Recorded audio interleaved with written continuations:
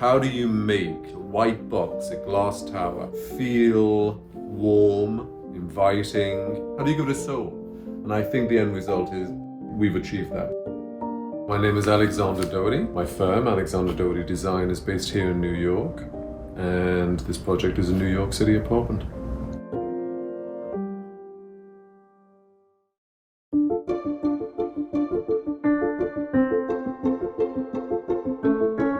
This was an apartment that was not finished when we first visited it. One of the big things that we decided to do pretty much early on was make it all about the views, and as much as possible knock down walls, open up spaces.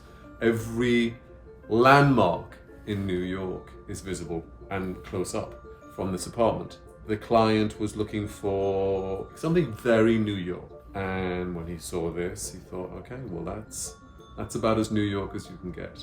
One of the most striking things about this apartment is the level of finish everywhere. The big ticket number is the gold leaf ceiling in the living room. And I would say that that ceiling and the fact that we paneled big squares all of the living room and the library in cerused oak were the two main factors in setting the overall tone for the space. For me, once you get the architecture of the envelope right, then you can basically do anything inside, as far as, kind of furniture and rugs and that kind of thing. But the important thing is to get the envelope right. And once we had our ceiling and our walls, we were able to move forward. This room is not all about the views. It's probably one of the very few rooms where we don't have a wall of windows. And so we wanted to get that feeling of encompassment, okay? And we decided to use this crushed velvet. When you hang something like velvet on walls, you always see the seams. It's intentional. And I love it. I think it has a very rich feeling. We chose a relatively dark olive green color. It makes the whole room feel so warm and cozy. Of all the time periods that I think are suitable for new construction, modernism is a great period to concentrate on. So European, late 20s, 30s, 40s. All of the furniture from that period works really well in very contemporary construction. The other really strong things about the apartment is the use of stone. In the entry foyer, for example, which we're calling the gallery, we put in a 3 marble floor in a big geometric design. Again, it came out really, really beautifully. It's unusual and yet very harmonious. And then in the bathrooms, we used maybe not so typical marbles. In the library bathroom, we used a strong green marble, which is called Guatemala Verde. But again, it came out really well. And in the master bathroom, we used a fantastic statuary. The level of marble installation and marble cutting is really spectacular. What do you do with the light switches and the outlets?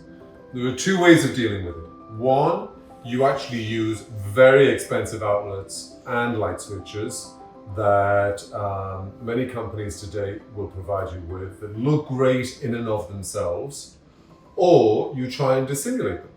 So in this kitchen, for example, we did not want to make a feature of the light fixtures nor the outlets. I asked my finisher if he could faux finish all of the plates so that they disappear into the woodwork. And at the same time, being as he was here, I asked him if he could do the same to the back of this door. That door is not walnut. That door has been painted to look like walnut.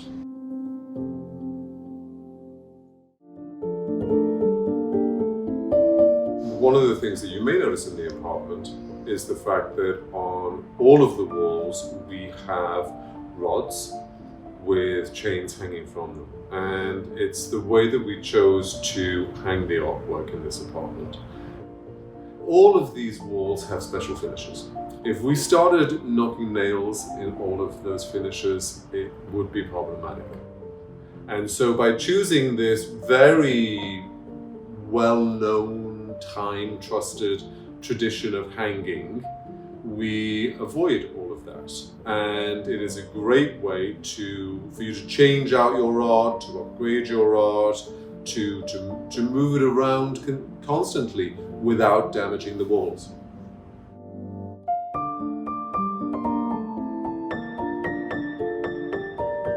When it comes to buying and selling apartments, buyers and sellers look to kitchens and bathrooms, because if you need to redo the kitchen or bathroom, that is generally the big budget items. When you do a kitchen or when you do a bathroom, it is not an area where economy necessarily pays off.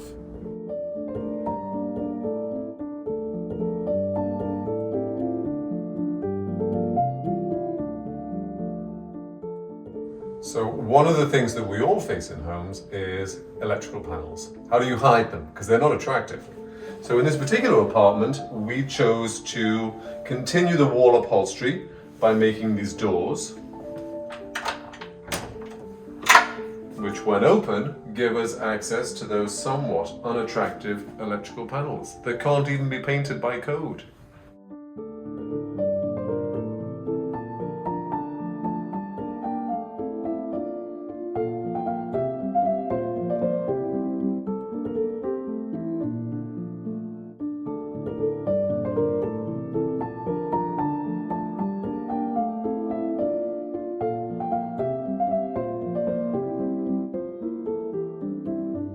I think that the end result it's really fantastic. I think it's really fantastic.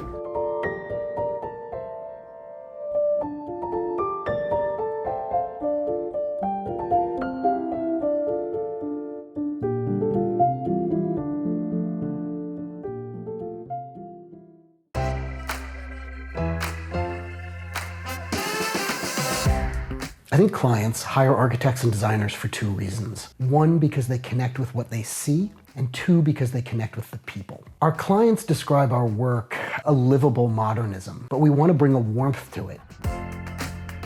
We're an interdisciplinary firm made up of architects, interior designers, and product designers. One of the most exciting things to happen this year is the release of our book.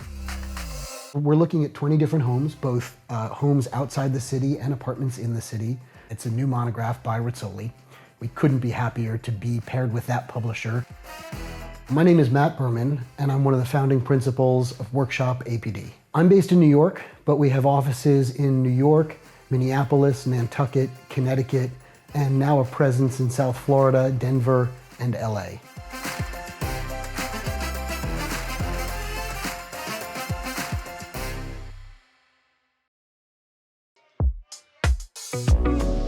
Today, we're in Park Slope, Brooklyn, at our home.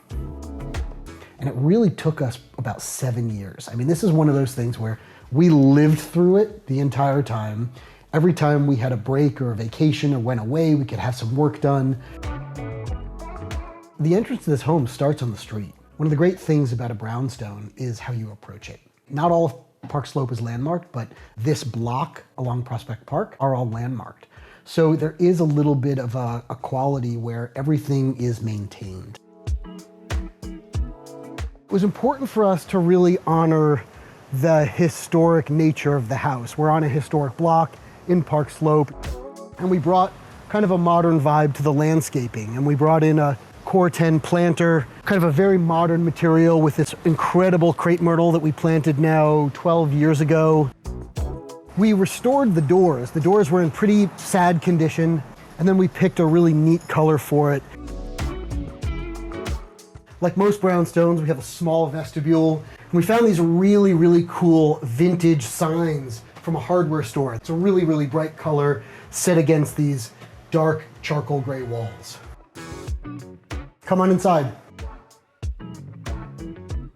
When we found the house, it was in a state of disrepair. It hadn't really been touched in a long time, but we saw all of these incredible historical artifacts. This lion bench was here, just needed a little bit of love. All of this paneling was here, but it was that sort of dark, reddish, overly lacquered color. So we stripped it down and brought a more modern vibe to it. We started with this piece of artwork, which is really one of my favorites. You approach this piece of artwork on the side. The landscape that's painted on the side of the painting comes into play. The front is bright red, really activates the space and brings some color in here. This is a limestone floor. It's a French limestone, complements the color tone of the house, and the more it ages, the better it gets. The living room for us is very much a family space. It's a hangout space. It is not a formal space, but it needed space, frankly, that looked good when you walked in the door. We were very lucky. We found this incredible vintage sofa. The more worn it gets, the better it looks, and then accented with some more modern pieces. We designed this mirror, which has a really great antique glass set into it and a burnished bronze frame that complement the room and really create more depth in the room. This vintage sideboard we found up in Hudson, New York. We brought in this great kind of vertical moment with this hanging chair. The idea of kind of doing something that was unexpected. One, you see it from the street, so it's very cool, but it's also this place to kind of occupy this front bay window area in a unique way. We were lucky in that most of the shutters were intact, and these are really sort of the typical old louvered shutters that you'd find in a historic brownstone. So we were able to restore the shutters, we were able to restore most of the paneling, and then we brought in a new casing done in the more traditional style to complement all of those accents. Ultimately, you have to go down deep rabbit holes, send tons of emails to a lot of different vendors to see who's going to be able to help you out. Fortunately, in Brooklyn, where there's a lot of historic restoration, you find people who are actually good at this. You find people who can take paneling off, strip it. You find people who actually make shutters. So it's about finding the right sensibility, that balance between what feels right in the space and what you can find.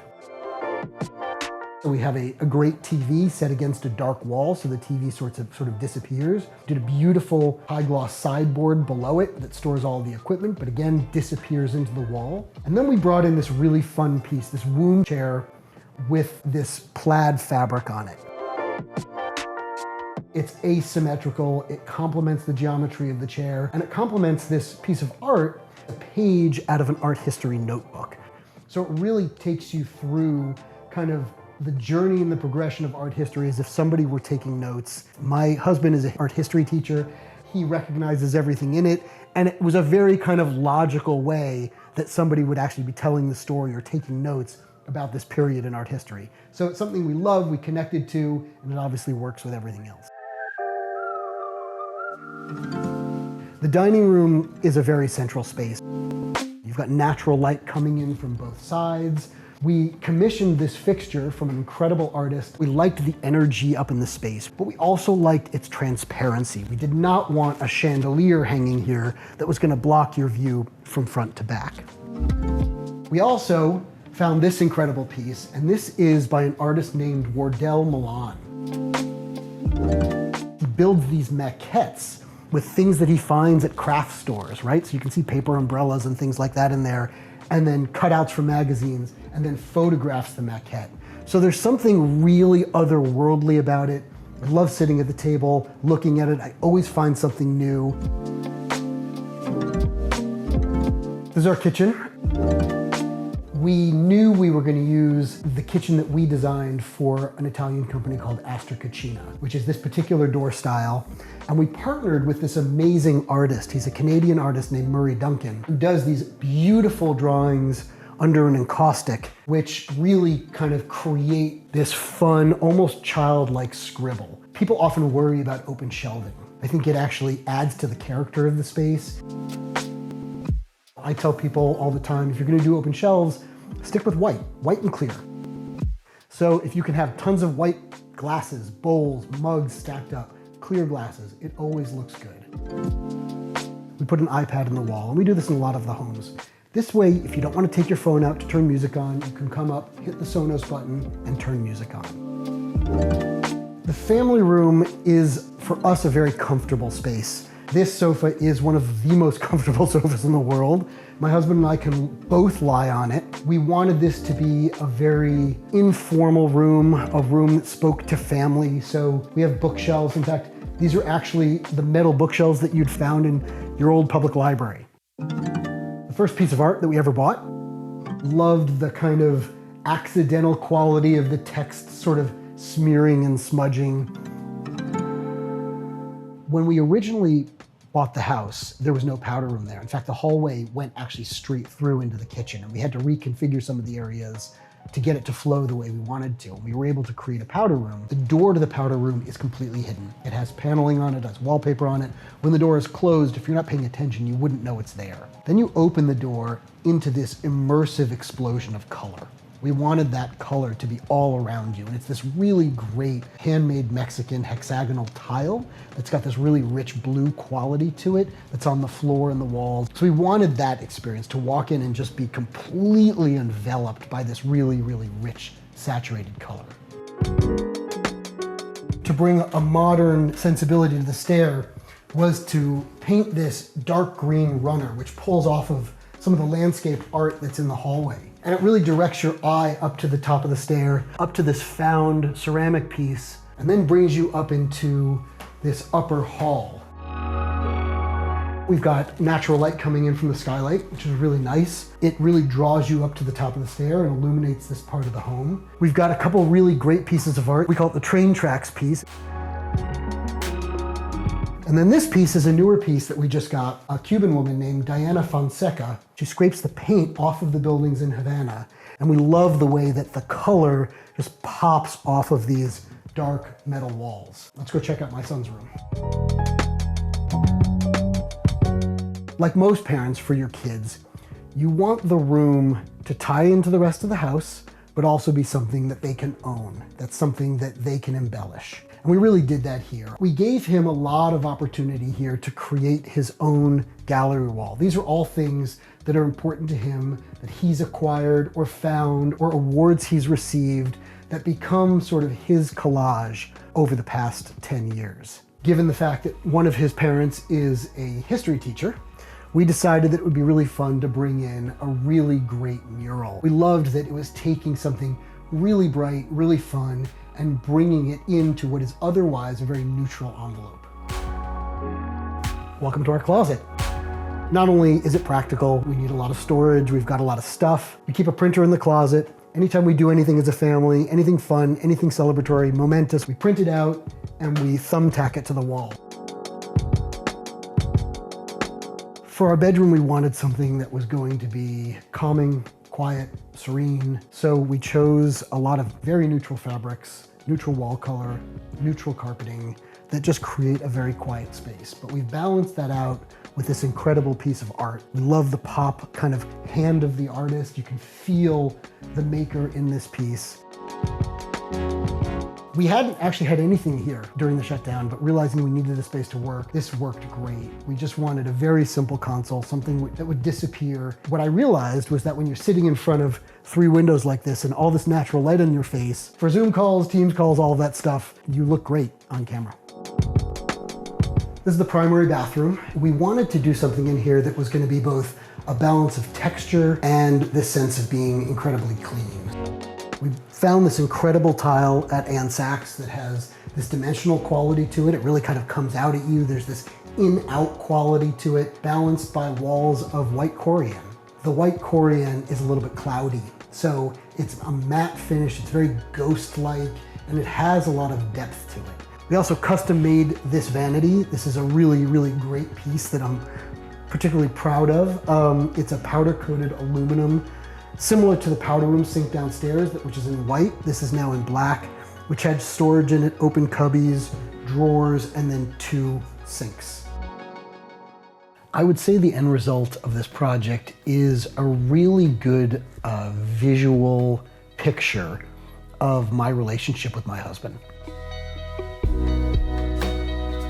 This is definitely decisions that were made together. He has a great eye. He has a great sense of style. He knows what he wants. Everything that we did was something that was incredibly mutual. We both had to love it. And so it is very much an expression of us.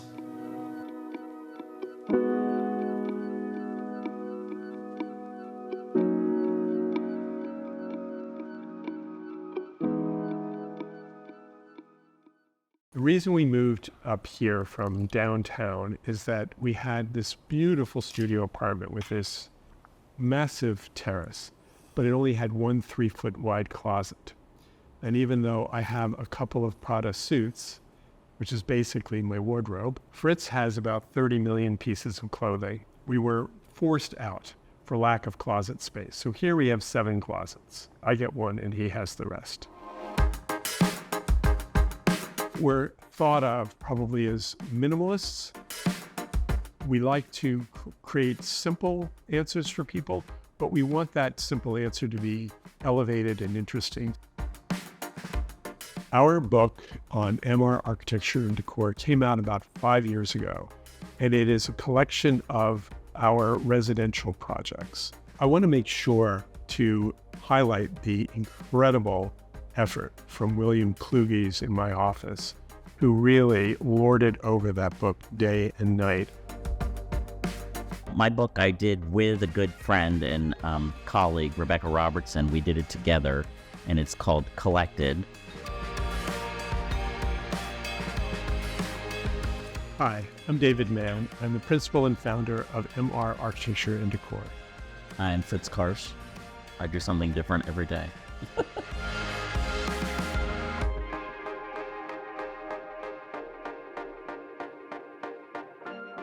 They opened MR Architecture Decor in 1995, and we had pretty much a steady climb ever since. In the beginning, it was pretty much 50-50 with retail and people's homes. Most of our work is in the city where the Hamptons are upstate. Previous owners moved in when the building was brand new. In fact, they bought it from a plan, and it really hadn't been changed much since 1966. So it was wall-to-wall carpeted, which completely protected all the floors, and it had sort of a late 80s style of furniture. Really not our style. And our lifestyle is relatively simple. It's just the two of us, but we wanted a place for guests to come, and we wanted a place for all of our books, which we have a lot of. It started out with my original vision, and Fritz has been able to layer over that. Hi, I'm David. Welcome.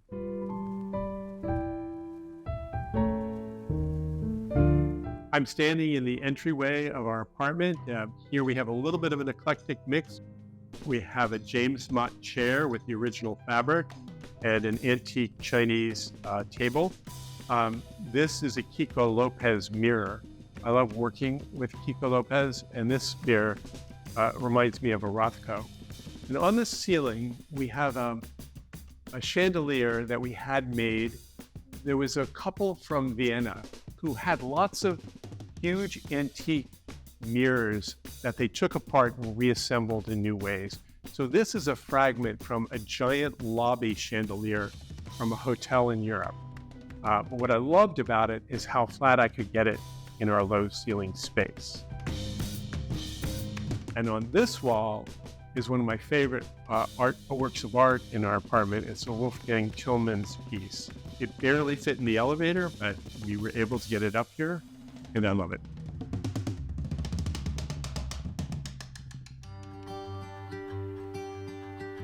This library has been a fantasy of mine forever, to have a book-lined room. We do a lot of libraries for clients, and I've always wanted one. We have books everywhere.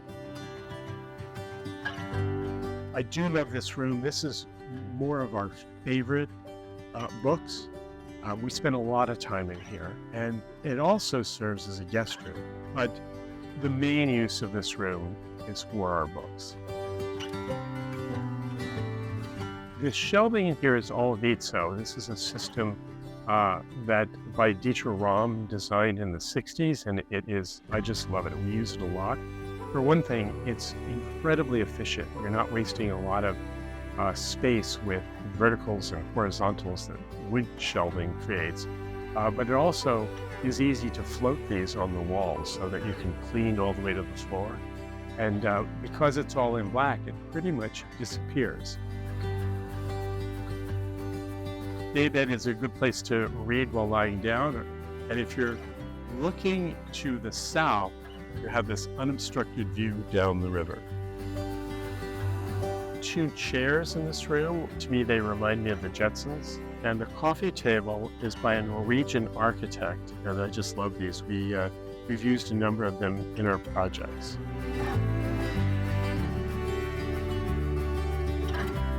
The chair in the corner here is by Ayala Safadi.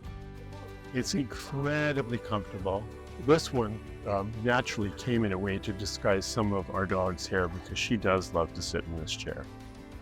One other thing I could point out that's a little small in here is that this tray table is something that we designed. They're still for sale now at Maison Girard, and they actually sell fairly well. And I get the biggest kick out of seeing it in Architectural Digest and Elle Decor.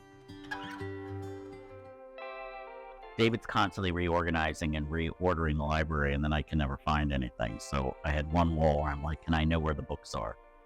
I'm always bringing home things. And I also love the history of book design. I love chairs, and I've always collected chairs, but now I collect doll scale chairs, more practical.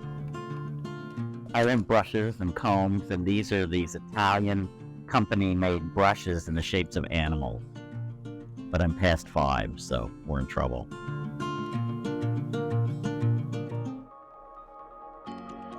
We're standing in our kitchen. I opened it all up and made the whole thing kitchen, made all of this storage with the refrigerator. And this is the sink side with our dishwasher. I created this shelf up above. This is Julia Mangold, an artist I really love. I laid this cork floor to match the color and tone of the wood floor throughout the apartment. And I did do the matte white Corian on this side and shiny black on this side. I know how Fritz cooks, and I wanted the surfaces on this side to be really easy to clean. When he's making stews and all kinds of things, I wanted it to be easier. And even though they may be both just as easy to clean, the shiny seemed to be a little bit easier. And I wanted a little bit of tension between the two, the matte and shiny, the dark and the light. I also, in removing upper cabinets, wanted to make the kitchen feel just a little bit more spacious because it is a fairly tight space. In our breakfast area, I'm a bit of a sucker for exotic marbles. This is a Rosa marble, and I just love the patterning on it. The base, it's basically a tube that has been sliced and then splayed. And I thought that was quite eloquent and right for the scale of this particular space. I love this clear acrylic soccer ball of a light, and it's from Arn Company.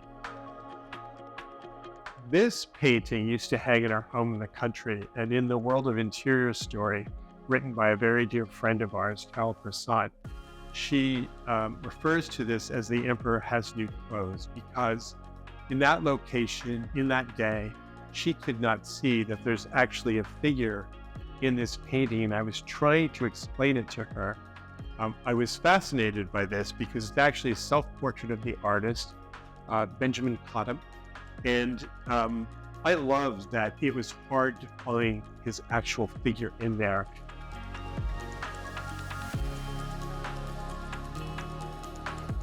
This is our dining area. I had the table made out of brass. These are Bellini chairs, which I love. They're called the cab chair. They come armless, but I love them with the arms. For me, they form a piece of sculpture around the table. And the chandelier is one of the great pieces in my apartment. This chandelier was designed by Studio Drift, and this one is called Fragile Future, made of dandelions glued onto LED bulbs. The mixture of materials here is brass. There's a copper armature.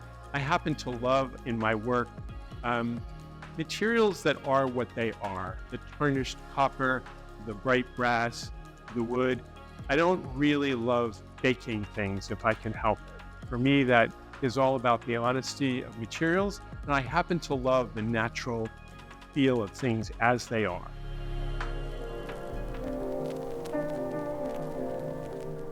This is a server. I just love the patterning of the wood on the front, and it's beautiful. It has all these beautiful drawers inside there. Some of them are lined. Really a beautiful, beautiful piece. I have a weakness for tulu. I have quite a few of them, and I love putting fabric on the walls where, again, you're in a more stark environment. It helps to soften the space. And this is actually a pattern that I picked out, since I don't have a proclivity for pattern like Fritz does, but this pattern I like. Right now you're in our living room proper. In here we have 2 thin jewel sofas covered in very fragile silk velvet, which we are slowly waiting for the patina to turn back to something we love. Between the 2 sofas are these incredible coffee tables by the sculptor Eugene Han. He really sees them as sculpture, but they actually function perfectly as tables. Behind me, also Korean artist, whose name is Yoon Kwon Kwen. Absolutely love the Zen quality of the work. He basically was obsessed with Chinese calligraphy.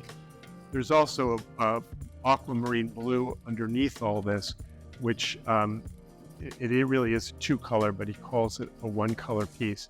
And it's the penumbra around the paintings that are so interesting. And then I had this bench made in front of it, basically just to make sure that in a large party, nobody's standing right up against the painting. On the far wall is a Star Twin piece. This was probably the first piece of real art I ever acquired. And I acquired the piece from designing a weekend home for one of the Starn twins, Doug Starn and his wife, Nancy. And as a fee, I got one of their early works.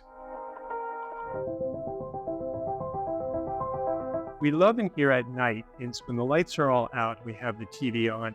It's like we're at the movies, and it's really pretty fantastic.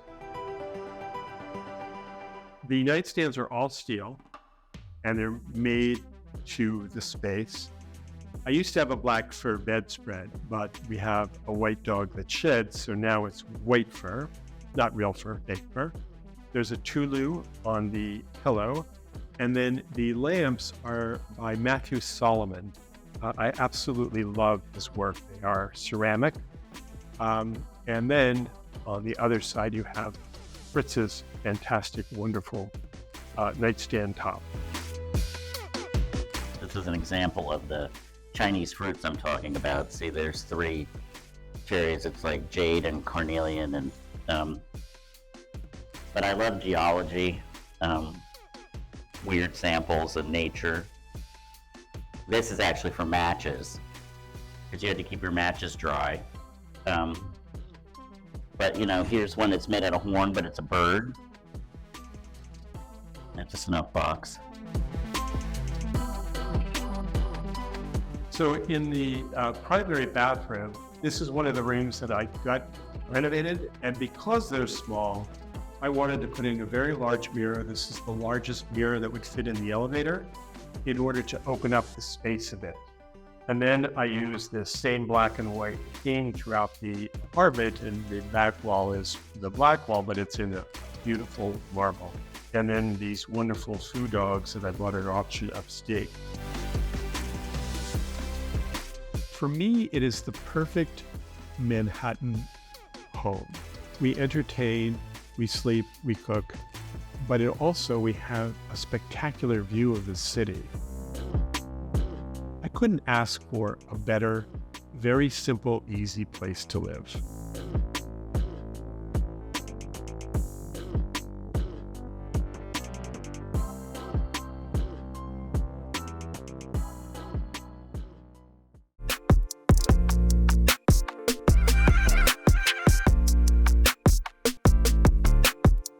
People would usually describe my work as clean. Somebody said to me the other day, it's like 50 shades of beige. There's something so serene about looking at a space where all of the colors are just kind of neutral and easy. My eye gravitates towards simple, sleek, modern because where my pop comes in is the vintage pieces. Our clients gravitate towards us for a mix between modern and vintage. I love exploring vintage, very simple, streamlined lines and the upholstered pieces.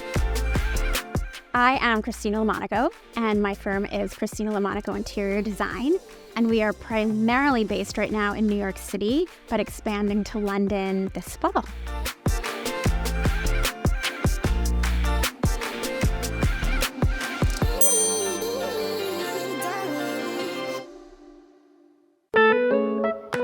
We are in the penthouse apartment of our amazing clients who are based in San Francisco, but they have their pied-à-terre here in New York.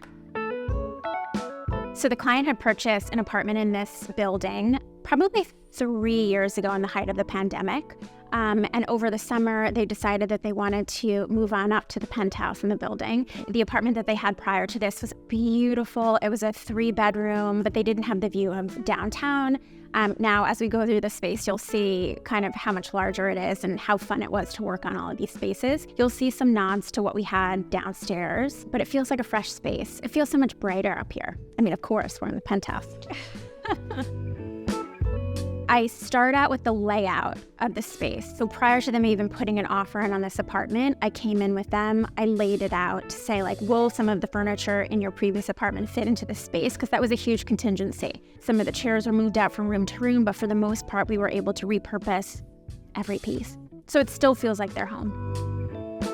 They really wanted a space that, they walk in and they felt cozy at night. She really wanted, interest in the space. And I took that to heart, incorporated a lot of vintage. The client and I had so much fun together, finding pieces, sourcing pieces. One of her favorite websites is First Dibs as well. So we'd be like text messaging at 11 o'clock at night. Do you like this piece? Do you like that piece? And it would just be such a fun process. In the kitchen, we incorporated a banquette, which I love because I feel like it's such a cozy way for everybody to gather in the kitchen.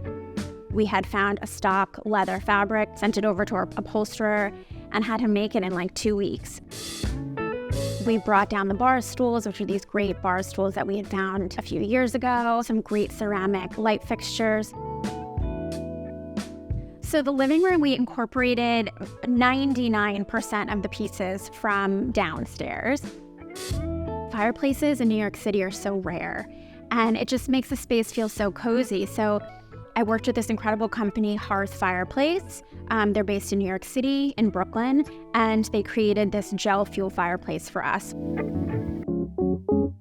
A lot of the stuff in here is vintage for the most part. Our coffee table is vintage. These stools are vintage that were like an extra little addition at the end. But the room really came together based on these Belgian chairs that we had imported. We incorporated a creamy linen for these chairs. And then everything else in the space kind of came together from that. I wanted to make sure that we had 2 different colors in our sofas. This is a cashmere fabric, which is like so cozy and warm. And then the lighter sofas from Dimitri and Company, which is a beautiful vendor. We just wanted a space that felt clean, serene, modern. The very first piece that I had purchased for this dining room or thought about was this Hector and Finch light fixture. I knew that we wanted to do an oval table, vintage from First Dibs, and I love incorporating cane in my designs. Like there's a good juxtaposition of dressiness and like a casual nature. It's a rarity to have a stairwell in a New York City apartment. Usually our stairwells are grandiose and they're out in the Hamptons or, a large residential area. When we first walked into this space, I was excited to really brighten up this stairwell. So this rug is from Stark. The client originally said to me, are you crazy putting a cream colored rug in New York City in like a large traffic area? Their kids go up and down these stairs, and a lot of these carpets these days are so easily cleaned, especially with Stark. Their product is incredible. And then we incorporated mirrors.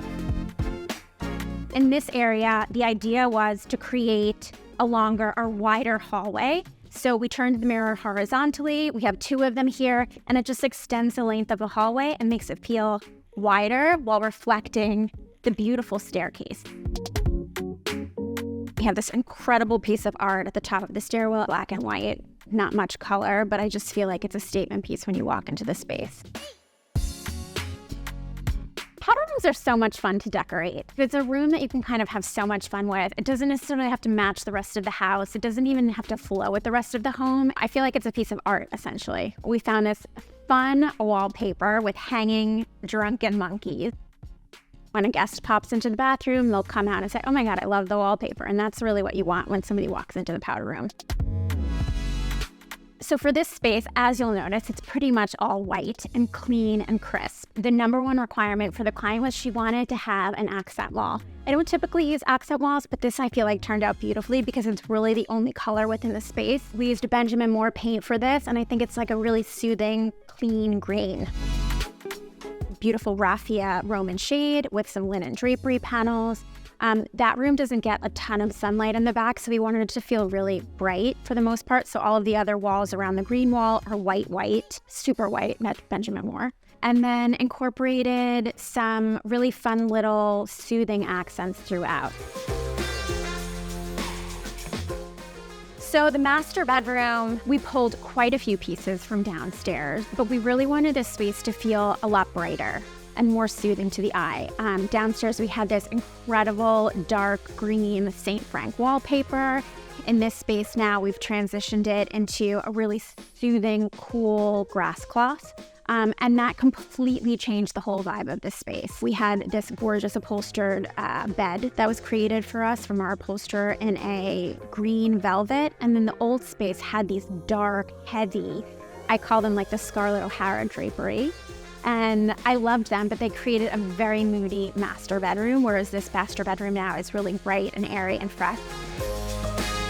The master bathroom was kind of the deciding factor, oddly, of how I wanted to brighten up the master bedroom. There's this beautiful powder blue vanity that was existing already, so that was kind of the deciding factor. And like, okay, maybe I want to incorporate a powder blue within the wallpaper, maybe some of the pillows, and then walking from the master bath into the master bedroom, it just completely flows seamlessly now.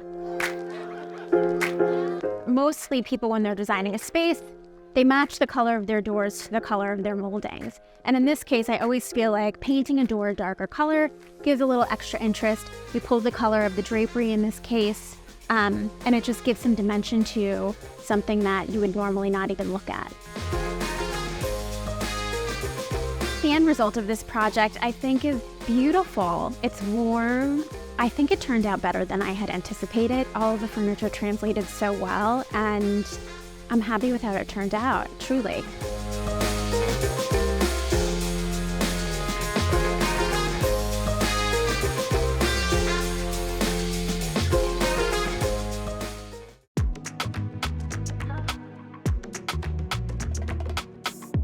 My firm is known for doing architecture as well as interiors, decorative. We have an enormous capability of reapportioning spaces, taking spaces and making them work to their best. People hire an architect and do the structural, and then somebody to do the interiors, and not always are they married well together. I think that what we do is, it is a seamless process. It's a sense of a global mixture, casual quality, but still sort of elegant. I can show you jobs that were done 30 years ago, and they look really contemporary.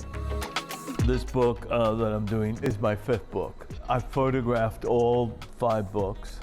With each book, I've always tried to teach people what I've learned. It's approximately 10 different jobs, and how I've approached those problems to solving it. My name is Vincent Wolf. The name of the firm is Vincent Wolf Associates, and I am the boss.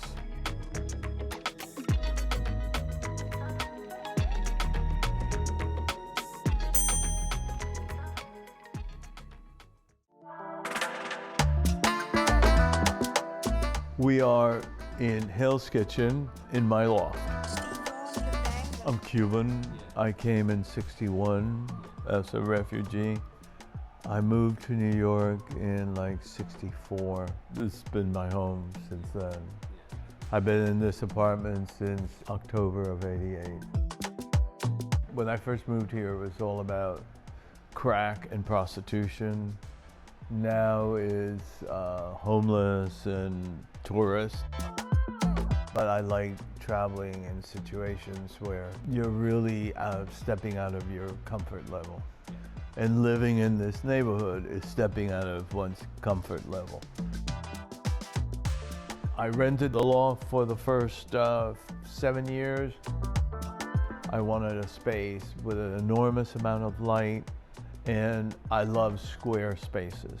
And when I walked in, it was so dirty that you didn't see the sun coming through the windows, but I saw the potential. I love the sense of openness and the sense that it was an unstructured space. It had the radiators, it had the sprinkler system. It had all the things that allowed me not to be conventional. When I first got it, it had north, east, southwest exposures, but buildings have gone up. But still, I have a great deal of sun. And then 3 years later, the apartment next door, which is now my bedroom, bathroom, dining room, and the terrace, came up, and I bought that and broke through. Welcome. Bienvenido to my loft. The first thing that I would say about it is the amount of light. My photography collection I've been collecting for, I would say, the last like 40 years. In the living room, the main guest of the house, which is my cat sitting over there, there are elements that come from, again, all different parts. The daybed came from Borneo, early 19th century.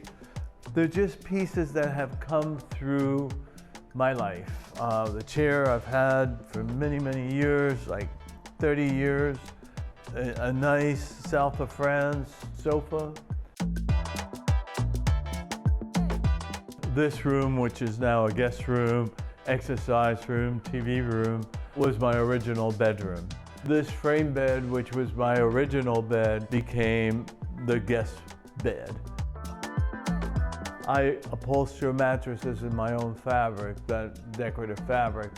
I fill it with pillows, so it's a great place to sit, watch television, hung a curtain behind it, so you're privatized if you're a guest here, but I still get the natural light, and you get the sense of New York. Putting this Damien Hirst artwork of his leaning against the window, it privatizes.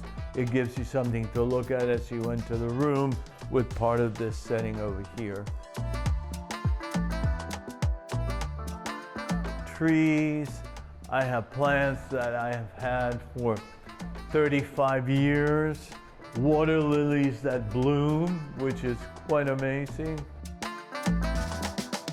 My dining room, this used to be 2 apartments, where this was the separation of the 2 spaces. I knocked it down, converted what used to be a bedroom into a dining room.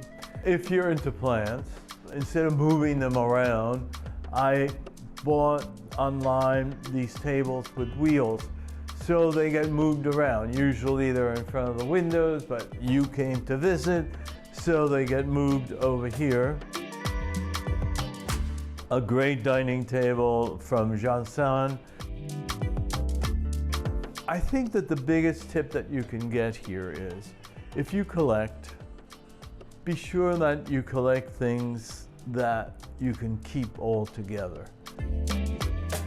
Something that I say to clients is, if you buy one thing, it's a chance. 2 is just tchotchkes, which is a New York word, but 3 becomes a collection. Here you can see that I passed 3 on to many, many more. The shells, which are a Buddhist used in religious ceremonies, which I've collected from Bhutan, Nepal, India, Southeast Asia. By having them together, each memory of where I bought them and how I bought them just really comes to life again. Another idea, if you have a bathroom that does not have any windows, in this case, on the other side of this glass wall, what I did was I did frosted glass. So the light comes through from the windows into my bathroom, so you don't have the sense that you're living in a bathroom with no light. As you can see on the back, that's the lights from the bathroom that at night sort of light up this wall. Among the things I collect, as you can see, I collect chairs. And it's great during a dinner party because each person picks their own chair that they like. In all the photographs are photographs of hands. A large one to Man Ray, to just different photographers, but they're all hands.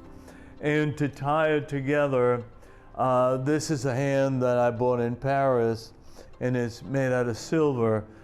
They're little messages or stories that I like to put across. And you come in here, you enter my bedroom. There's a great terrace outside, which during the summertime I have dinner parties outside, which is wonderful because you see all the lights of the city at night twinkling. One of my design rules is you should always enter a bedroom and see the bed. When you see a bed in profile, all you see is the foot of the bed and a lot of white. Doing it this way, you get to see the layers of pillows. It's a much more welcoming thing. In designing my bedroom, I tried to bring different elements in. Obviously a bed. I love beds. I mean, though I don't spend that much time in them, I love the idea all day long of thinking and getting into the bed. But I have incorporated a desk, so I can, if I need to write something or if I want to set something up in the way of flowers or any sort of setting, I have that.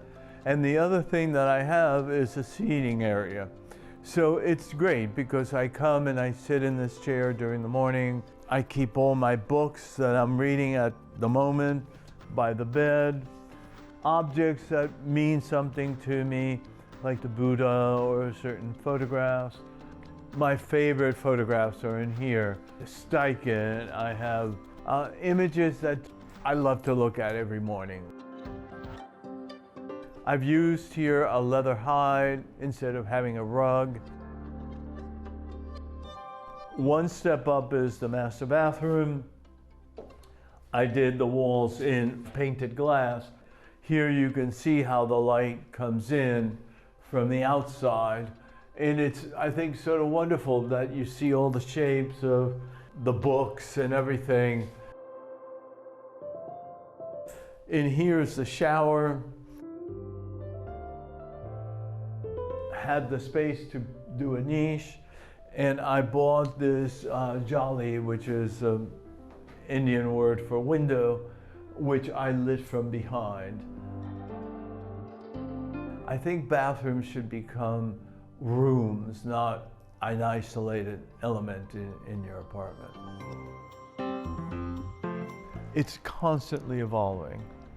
I think it represents who I am as a person, and I want to be always evolving. I think a home that gets stuck in time speaks of where your head is, and I want it always to show the evolution of my way of thinking and living.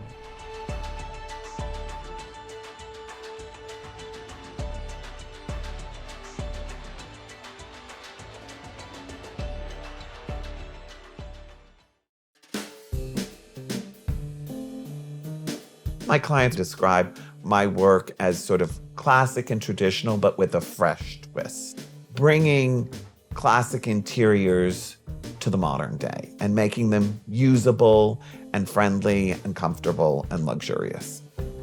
My approach to decorating really is that I sort of encourage my clients to live in interiors that are reflective of them, it's sort of a process of getting to know them and understanding how they want to live. We create interiors that are different and unique. And I also encourage my clients to use your entire home and enjoy your house. Use your best things. Use everything that you have. It's not a museum. Your house should be a place you enjoy and live in and really, have fun with it. Decorating is a great luxury, and it should be a fun process that you should enjoy and have a good time doing. My name is Alex Papachristidis, and I'm a decorator.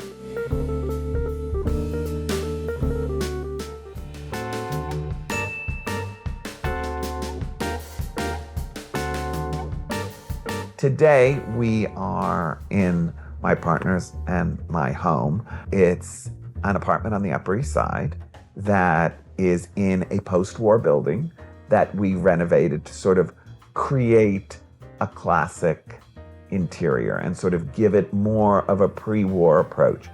When we moved in here 11 years ago, my goal was to sort of fulfill all my fantasies of things that I had always wanted. You never know with life, and life can be short and it can be long, and you just don't know what it's going to be. I believe in really living and enjoying and doing what you want now. Seize the moment. And so, I sort of went to town and got everything I wanted here. Hello and welcome to our apartment. Come on in. This is our entrance foyer in our New York apartment. This is a tented room in a wonderful Oscar de la Renta stripe. And you can see the scalloped awning around the room, and the ceiling is mitered. The bookcase was something I found in Hudson, New York. Being a decorator and loving the history of decorating, I have tons and tons of books on entertaining and decorating. And so this bookcase comes in super handy. The hallway's full of wonderful things that mean so much to me in terms of art. It's this sort of eclectic space that's, very inviting and warm. It's a little bit of a wow factor. It's a little bit exotic, but it's kind of a very Parisian kind of thing. And I love that.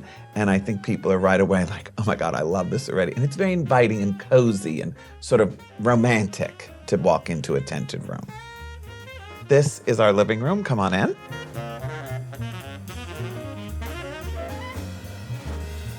This room is very special and unique because it was inspired from an 18th century document of wallpaper.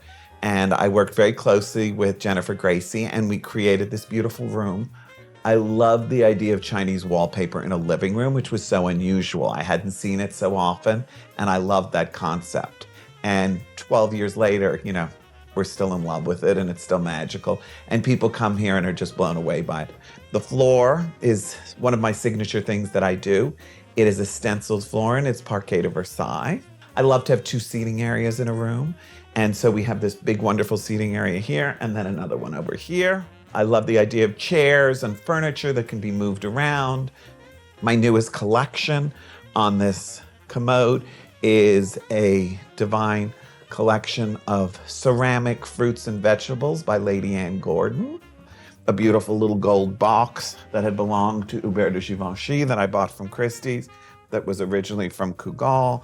A divine gold strawberry, a little Japanese stand. Just all kinds of things that are special to me and memories of trips and travel. On the center of the coffee table, and the coffee table is gilded bamboo and mirrored, is a Vladimir Kandinsky flower that is made of toll and porcelain. And again, I collect Vladimir's work, and it's all over the apartment, and I love his things. This secretary is a great story. It was something that I had loved, and it's a wonderful Janssen secretary, and inside I keep a little collection of Schlumberger objects that really, it's a secretary where I sit and pay my bills. Again, it's another way of using the living room to have this little secretary, and I keep my checkbook in the bottom. This table is incredible. I bought this at Christie's, and it's an 18th century French table, and the top, the two shelves are porphyry, which is a wonderful Egyptian stone that's no longer available and is very rare. Here's an example of a coffee table that I chalky painted. beautiful little French table that I bought at William Doyle. And I painted it 2 different colors with a wonderful stone top. I love to have straw and wicker in the room. Here's a divine little bamboo chair. I love this little bamboo chair, and I upholstered it in satin and silk velvet. One of my signature things is this LoMonaco leopard and tiger that I use around the room. These are these wonderful French lamps that I buy and have made for us in Paris. And you'll see I used the borders of batik tablecloths to make the lampshades. So, it's a $45 tablecloth, but I've used the borders on all of the standing lamps to make the shades. And then when you go into the library, I used the main part of the batik tablecloth as the shade. So they match, but they're entirely different. And I love that continuity from room to room, that there's sort of something that's been used, but in different ways. And you don't really realize the connection until you see it. Here's our dining room. And, as I said, because we go out so much, yet another place to store books all over the table. So it becomes a little bit like an extension of our library. And I found this incredible Janssen dining table at auction that, again, I bought at Christie's. And it's got all these wonderful leaves, and it's so beautiful. The details are so beautiful. The gilt bronze and the ormolu. And I mean, to make a table like this today would cost 10 times what I bought it for at auction. I loved the use of paneling, and I loved the idea of creating architecture in rooms and making the rooms interesting. So here, though, I didn't want to strap the walls because the walls are strapped in the kitchen and in the hallways.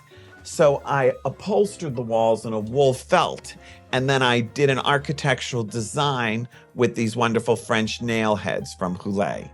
And so it feels like paneling, but it's actually on fabric, which sort of creates architecture in the room, but not in a typical way. And I love that idea. I love the idea of using things in an entirely new way and creating things that have a historical reference, and you remember them. You've never seen them used in that way. And I think that's a great sort of design trick, keeping references to classical things, but using them in a new way. This is our kitchen that I wanted to feel like a bar. And here, again, you have a wonderful limestone floor with a different design. The counters are Caesar stone, and all of the cabinets are strapped and mirrored with wonderful rock crystal handles. I love drawers in a kitchen because I think it's so practical to open a drawer and to have, things inside the drawer so you're not bending down. The whole room, again, is painted a Benjamin Moore, and I think it's 925 in here. And it's just a nice bright white. And then inset into all the panels is antique mirror. I wanted the kitchen to feel like a bar rather than like a kitchen. And that's what I think is just so pretty about this. And again, you're reflecting the view and the light. And the room feels so bright for such a small room with a small window, but somehow it all reflects. And you see the city and the park all over the kitchen, which is rather magical. But everything's here. So it's a totally normal working kitchen. But for most people who go out to dinner all the time like us, it works like a bar, and it's divine. Also, if you have friends over, this is where we make a drink. We put an ice bucket, we put a bottle of champagne, we put out glasses. I'll often put out, lunch in the kitchen as a buffet, and it just really works because it's a pretty space. And I think, as I've said before, it's nice to have every space be practical, usable, but still attractive. Here we are in one of the hallways, and all the hallways are treated the same way with the strapping. Now, sometimes the strapping is used like as a wainscoting, but here it's in full panels. So it's used in different ways, but there's a continuity, and it opens up the space and makes the light fixtures reflect the light in the hall, so it brightens up the hallways. I have this thing where I don't like dark spaces, so I like to have things that are lit, and the mirror helps to light it. Here we have one of my favorite things, an element that you see I'll use again and again. This is a sunburst clock, and I love sunbursts because It reminds me of Louis XIV. It was his symbol, the Sun King, and I love that. But I like it used sort of in a modern way. You know, I love that classic design used in a new way. The stenciled floor right here comes from a marble tabletop in my office, and I love the design of the inlaid marble, but here I recreated it in wood and turned it into a stencil. So I'm constantly inspired by things and using them in new ways. So this is our powder room. I've taken an antique jardiniere that I actually bought for a client, and I've copied it and I sort of modified it. I use it as a powder room sink now. So it's a little piece of furniture that I make. And this is a perfect example of where we use Benjamin Moore paint. On the wainscoting, it's all Benjamin Moore paint. And then this little vanity is Benjamin Moore paint, but it's done by our decorative painter with a chalky finish so that it feels sort of antique. And so it's the same color of paint, but used in two different ways. And here it's used with a little sort of brown line around it as a detail, a gold sink, and wonderful faucets by Waterworks. And this is a line called Boulevard. And I love it. And they did it for me in a custom gold finish.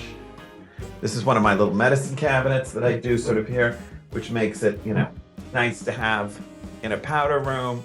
The walls are papered in a wonderful Billy Baldwin bamboo wallpaper, a little collection of antique paintings, plaster crown molding, and wainscoting, all done by Fairfax for me.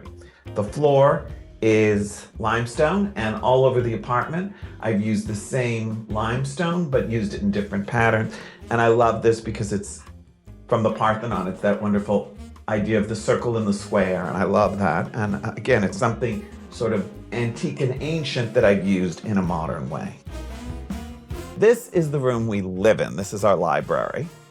You know, I adore comfortable furniture, and I think it's so important that the sofa is comfortable. So this is a super deep, comfy sofa that's almost like a bed. You can lie down on it. I didn't want the room to be built in because I felt like it felt dated.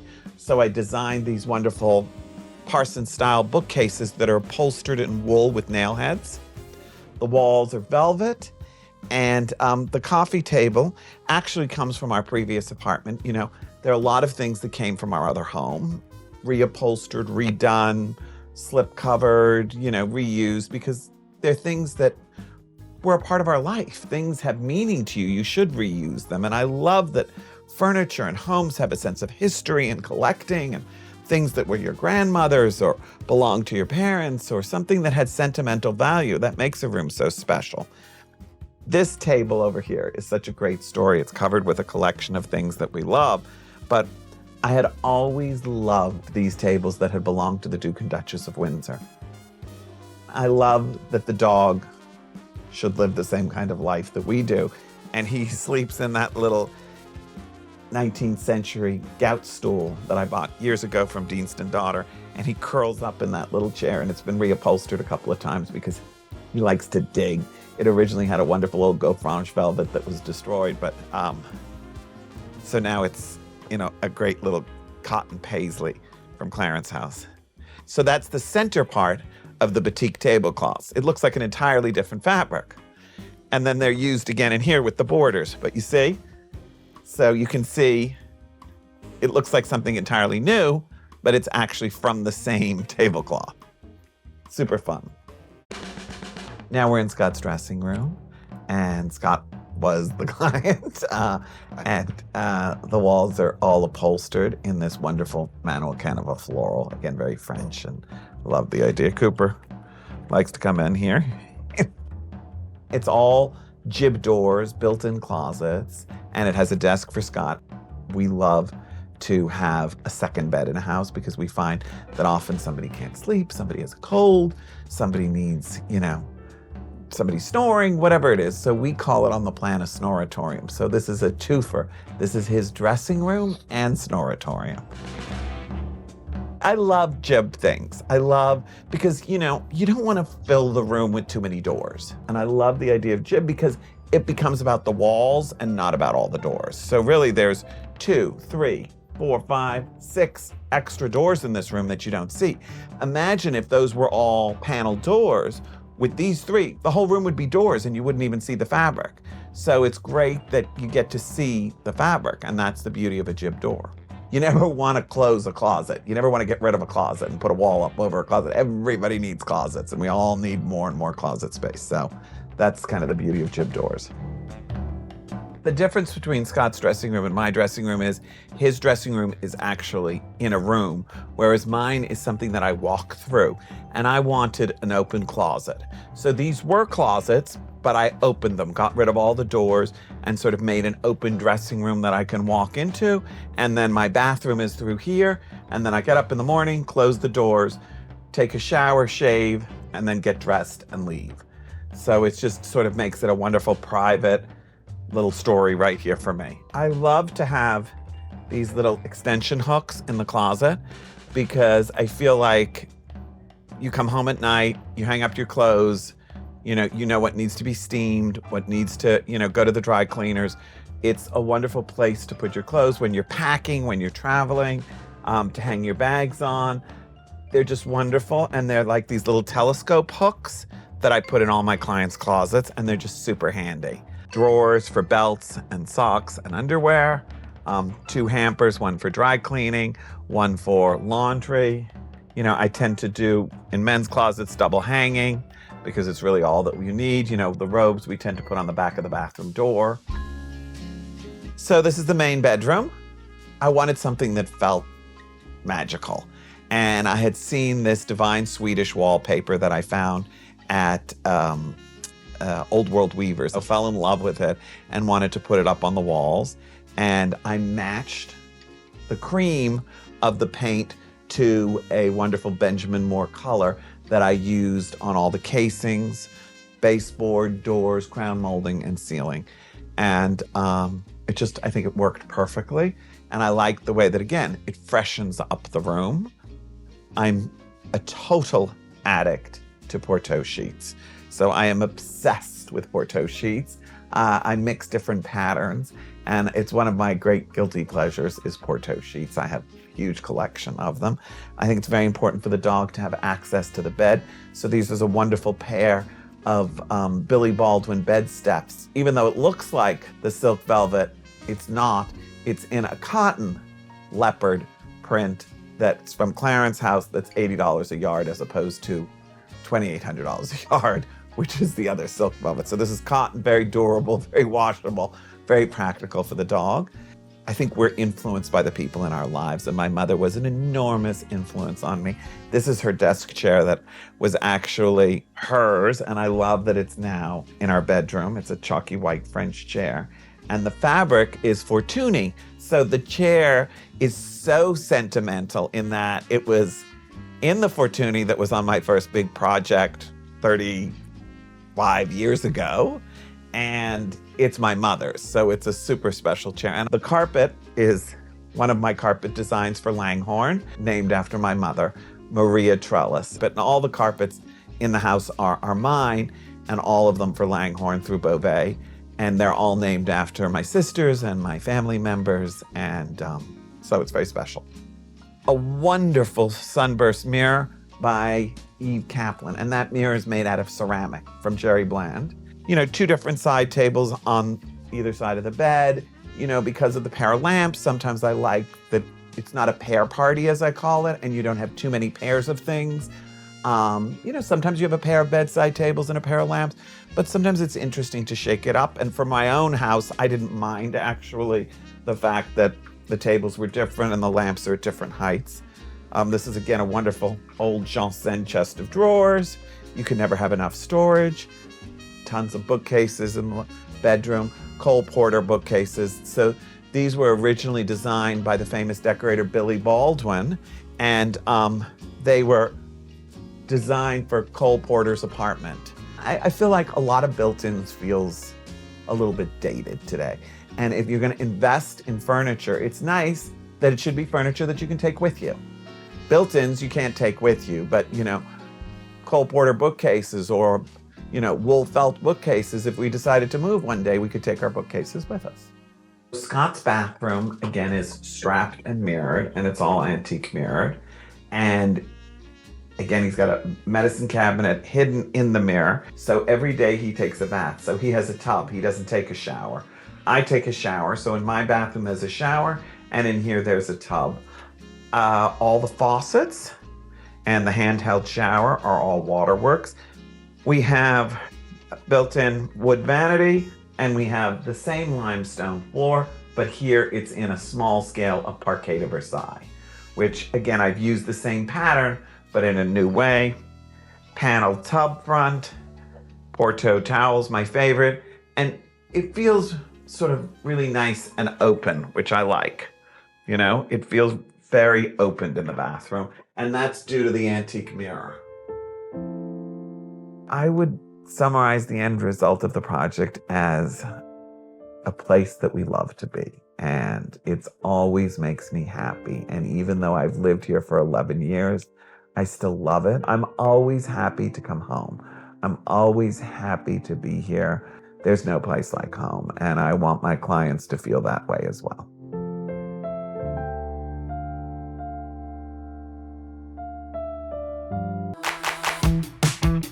My clients would describe my style as eclectic, bold, colorful, fun, lots of personality. I think my clients hire me because I bring a really worldly or global kind of perspective.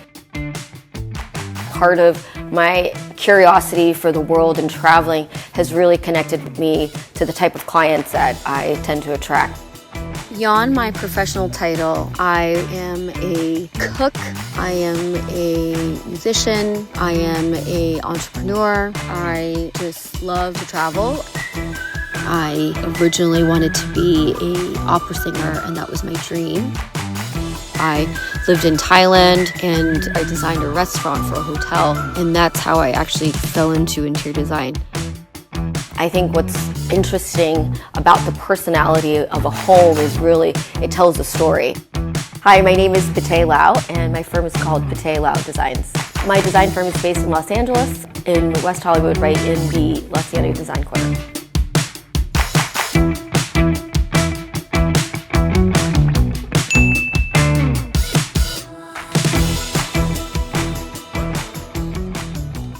So today we're here at my client's home in New York City. It's a beautiful high-rise up in Columbus Circle, so it overlooks the park, and this view is absolutely stunning. The client came to me, who's also a dear friend. Her personality is full of life. She is so creative and, so joyful, and so she loves color. And so that was my way of trying to figure out, how do I incorporate the beauty of this crisp whiteness of being in a high rise and very contemporary, but bringing a lot of warmth and element and contemporary, but still making every space super cozy and inviting. I didn't want to have things that were too precious that people would feel not comfortable to sit in. Hi, welcome to one of my favorite projects overlooking Central Park in New York City.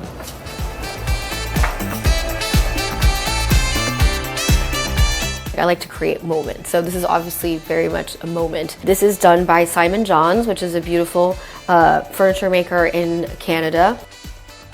You walk into this beautiful space and then you turn right and you see this beautiful teddy bear.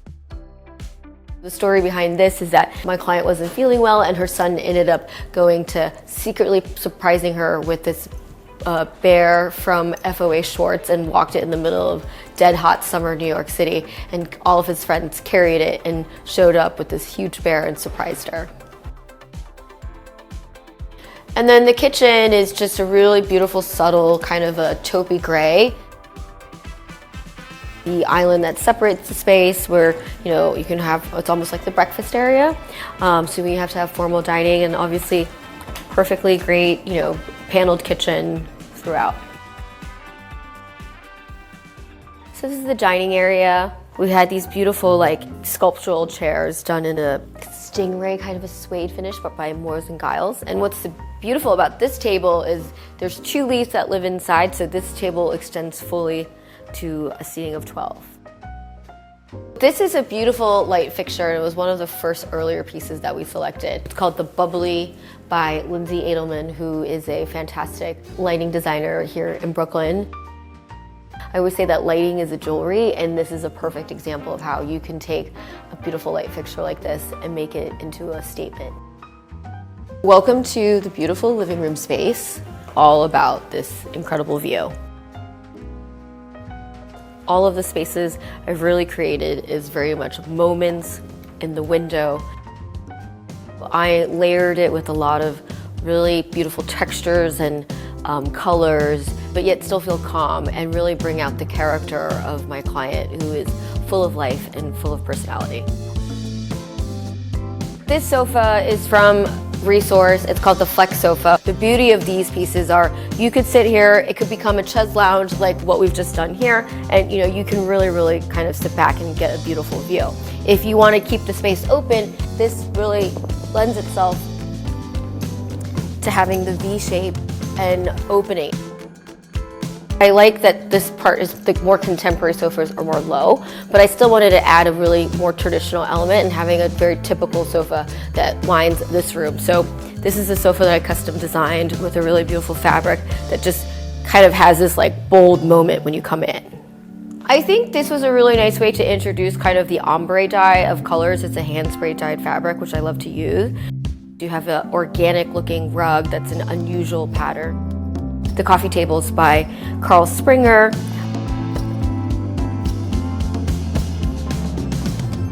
He really loved jewel tone colors, so how did I incorporate jewel tone colors with really calm, kind of seafoamy colors? And I think that's kind of what those bigger contemporary pieces are really speaking to.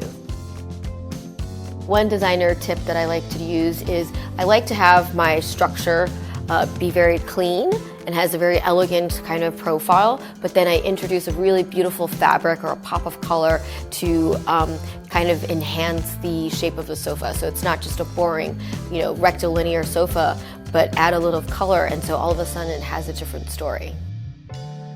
So this is a beautiful piece that my client had. It is a bar. It's literally the globe and then the tectonic plates. The secret to this beautiful cabinet is the little button right here. You press it and it's very magnetic and it pops open a beautiful cabinet for a bar. It even has a humidor for your cigars. How cool is that? So this is the family room, and my client loves books and loves to read and is an educator, and this was a beautiful white simple bookshelf that I wanted to build to kind of pull in this space. And this is a moment where it really has her personality.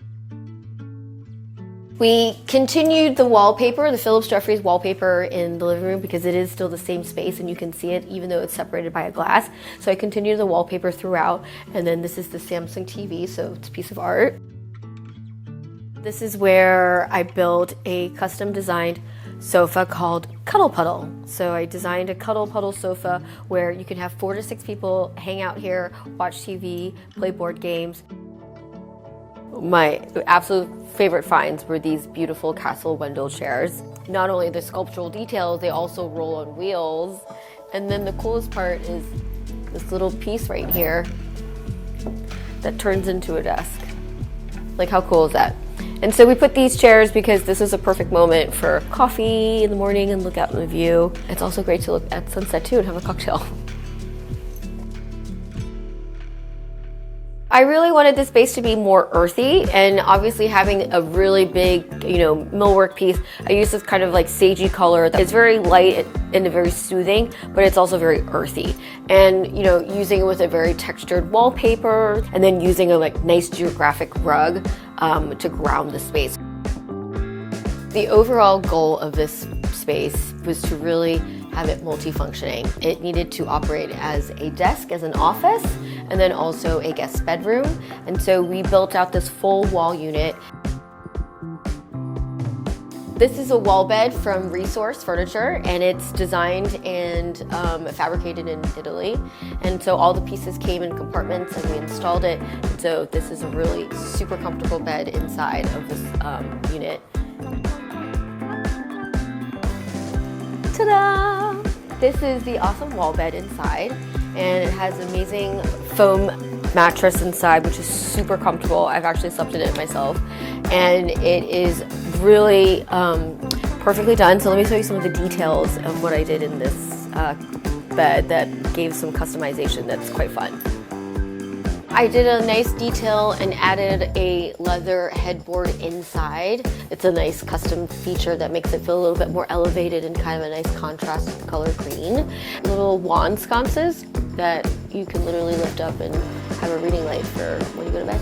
So when everything's down, these lights come up. You can do custom colors and finishes, and I really wanted this space to be really support instead of like, you know, all the white. I have a little bit more of a warmer tone color, so this sagey color is really quite pretty, and it's a nice way to kind of bring in the color of Central Park into the space. And you know, these little details with the lights is a nice, you know, feature. So I worked with my contractor where we installed electrical. I'm going to take you to my favorite part of the home, which is the bedroom. And so for me, I like to make my bedrooms really dark and cozy, and this is a perfect example of how I did that. This was a white box before, white leather wrapped, you know, closet doors. And so what I did was we created new doors, and we had this wrapped in a beautiful vinyl called Elatisse, so it's like leather. We installed LED lighting inside of the closets, bought this beautiful dresser that kind of acts as an island. And it's perfect because you have the glass top, so you can kind of display all your beautiful collections of glasses and jewelry and fun stuff as a woman that you love to have. And then these are really beautiful details because it's covered in burgundy leather, so it just really kind of ties in with everything. This piece is a beautiful sculpturist. I found this piece at Dunzella at the New York Design Center. This beautiful light fixture that I did is actually a sconce, but I put it on the ceiling. Hand-blown glass with beautiful brass details, and it's designed by a female Mexican designer named Isabel Moncada. So this is the jewel box of the entire home. Everything is bright and light. And so here I really wanted to be a cocoon in the bedroom and make it super sexy and sultry and romantic and very luxe. We did a beautiful peacock wallpaper. It's all feathers, and it has an antique mirror. It has kind of almost like this 50s, 60s glam going on. And then this beautiful dresser is custom designed with De La Spada with hammer and spear. And these are actually really fun. These are beautiful wooden boxes made by a 100-year-old Japanese man, and he makes these beautiful wood veneer, and it just has like such a really elegant detail. Simple, but just beautiful. This is a piece by my dear friend Henry Kim, who makes beautiful ceramics, and it's called Hanyako. And so you just see this like really beautiful strié pattern in the marble that I think is so unique. And then of course the floral arrangements are like floral poetry. This is a beautiful lamp, and I chose this because when I was shopping with my clients in LA, we were in Apparatus at the beautiful showroom in Hollywood, and she fell in love with this light fixture. So I custom designed this headboard, this actual whole bed. The client needed a space to keep your suitcase. Where do you keep your suitcase? That's always a question. I keep it in my closet at home, but for her, we kept the suitcases underneath this area. So I built a platform bed that allowed for her to keep her storage and belongings inside. And then these bedding is done by my beautiful friend Lisa of Viva Luxe, and she does custom bespoke bed linens where it's Italian manufactured, and it's just the most elegant bedding you could possibly find. The most luxurious thing to waking up and putting your feet down on earth when you get up is a beautiful Mongolian cashmere rug that is just so sumptuous for your feet when you wake up, and it's done by Mark Phillips, and it's this beautiful kind of a dark teal moody color. I would say that this project really resulted in a multitude of space and also allow people to come and stay here because it's not too precious, it's very durable, and it feels inviting and cozy. My clients are so thrilled about the end results. They feel so at home. Is really truly a representation of her and her personality and her life experiences kind of all wrapped in one. You know, it just feels like really elevated, you know, just like her.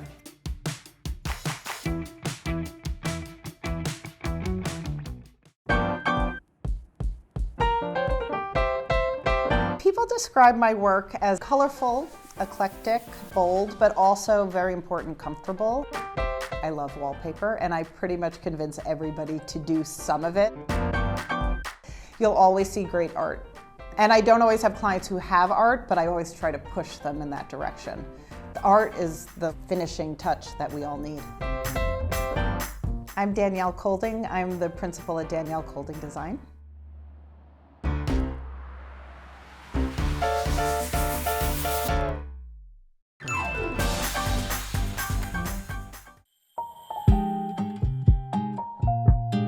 This project is really special to me. It took 3 to 4 years to complete.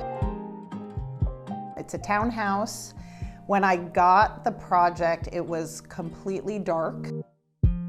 Great bones and great potential, some really great moldings and a lot of scale and drama, but it just wasn't utilized at all. And so when we approached the project, it was really about doing a cosmetic project. The townhouse itself is pretty traditional, but I will say through years of renovation, it was a little bit of kind of a hodgepodge. So my job here was to kind of find that happy medium. The design for the foyer really started with the floor. So I found this kind of amazing black and white graphic tile. It was porcelain. It was like really easy to use. It wasn't really breaking the bank, really functional for them, but it also had kind of an edginess and like an artistic kind of flair. They were always really into art, so I knew art was going to dominate the space. And then the other part that I figured out were the built-ins. They needed closets. I pushed walls back, but I was still able to get them enough kind of built-in closet space. We got them a window seat with like storage underneath. And so it was really about functionality. The powder room is one of my favorite spaces. They have 2 dogs. And so they really wanted this custom wallpaper based on the dogs. And so we did the graphic design for it. We had it printed. So I used this amazing black and white Ansax terrazzo there, and it was like kind of graphic connected to the foyer, the perfect foundation for my custom wallpaper. So it's a really fun space. People love white for kitchens, but sometimes when the space is like dark and uninspiring, what's better than a colorful kitchen? We did wind up expanding the wall in the back, giving them a really decent 4-foot pantry.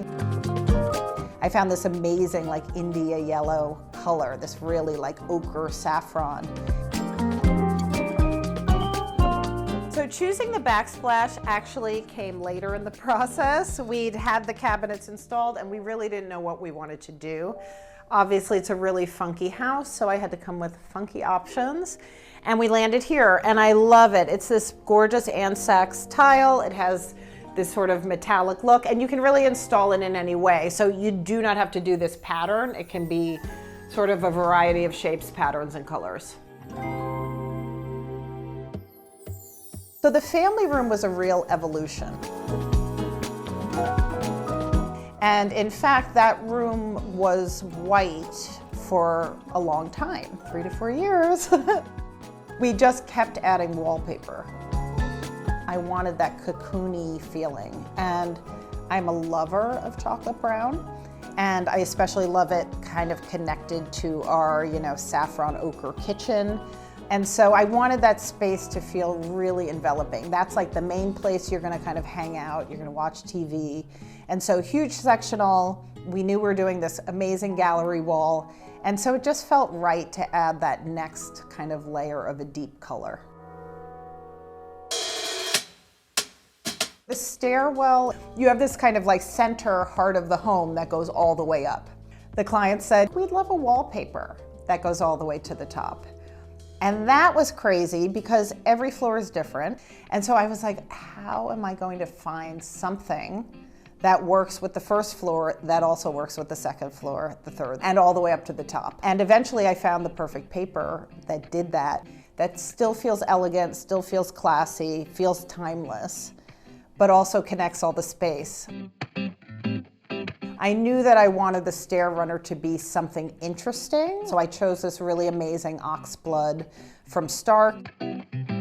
We did this very practical gray woven runner that I've used a lot because it's extremely durable. It just worked really well as a connector for the bedroom floors. I call the living room the salon. It's like, you know, very fancy. So I knew I wanted that sort of like black and dark. The client really wanted a viewing space. He really wanted a big TV. I wanted it to be glamorous and exciting and dramatic, but I didn't want it to feel like all one note.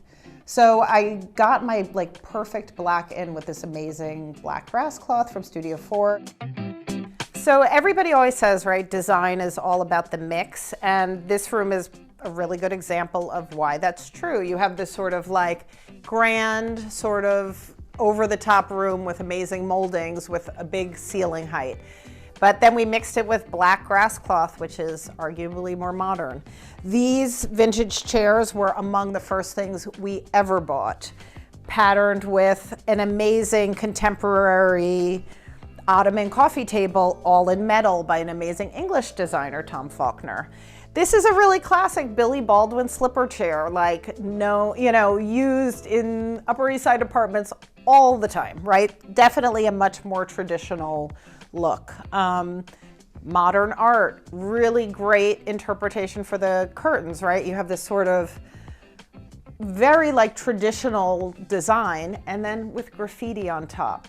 So there's something that I love about this mix. The other thing are the chandeliers. These are amazing, and we really wanted the chandelier in the dining room and salon to complement each other, but not to be the exact same. So you have these sort of contemporary chandeliers in a space that's a little bit more traditional, but the furnishings are kind of a mix of classic and modern. You can do it all.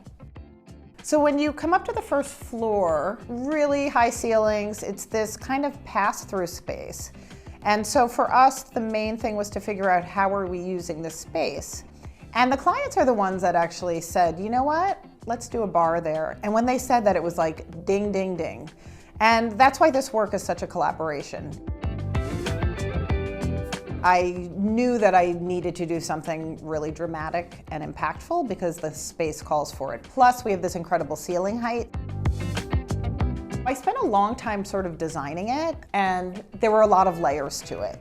So I sort of had the first thing, like I knew I wanted a cabinet on the bottom, I knew I wanted open shelves above, right? But that was literally like round one. So I spent a lot of time sourcing cabinets, I looked at metal options, and I finally found this amazing company called Chapter and Verse, and they had this amazing cabinet that was already part of their collection.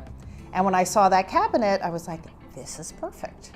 And so I used their cabinet as the basis because I knew we could customize. To me, it's one of the most successful pieces in the house. And I also just love the process of, if I showed you the drawing from day one to where we landed, like there were echoes, but we just got to so much of a better place.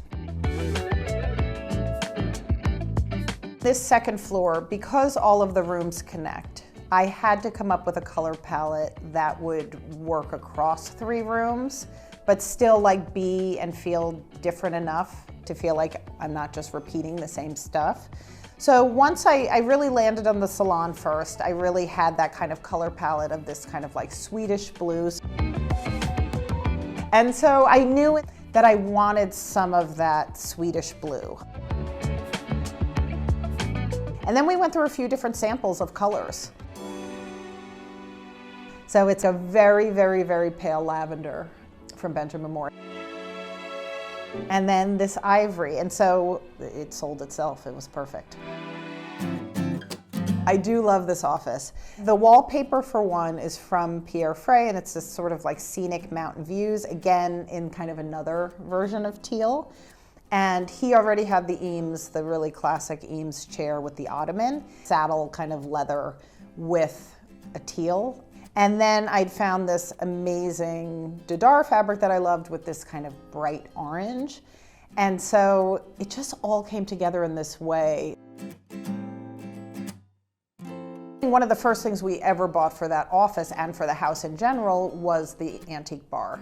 And we bought that at Incollect at 200 Lex, and it's like such an amazing piece. And that, along with the Eames, gave me really the need for those like orange tones. It felt masculine, but also not like so typically masculine.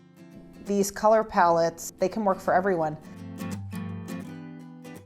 One of the things I love about gallery walls is that there are really no rules. You can mix art of different price points, different styles, a variety of colors, even different framing in the same space, and they feel really great together.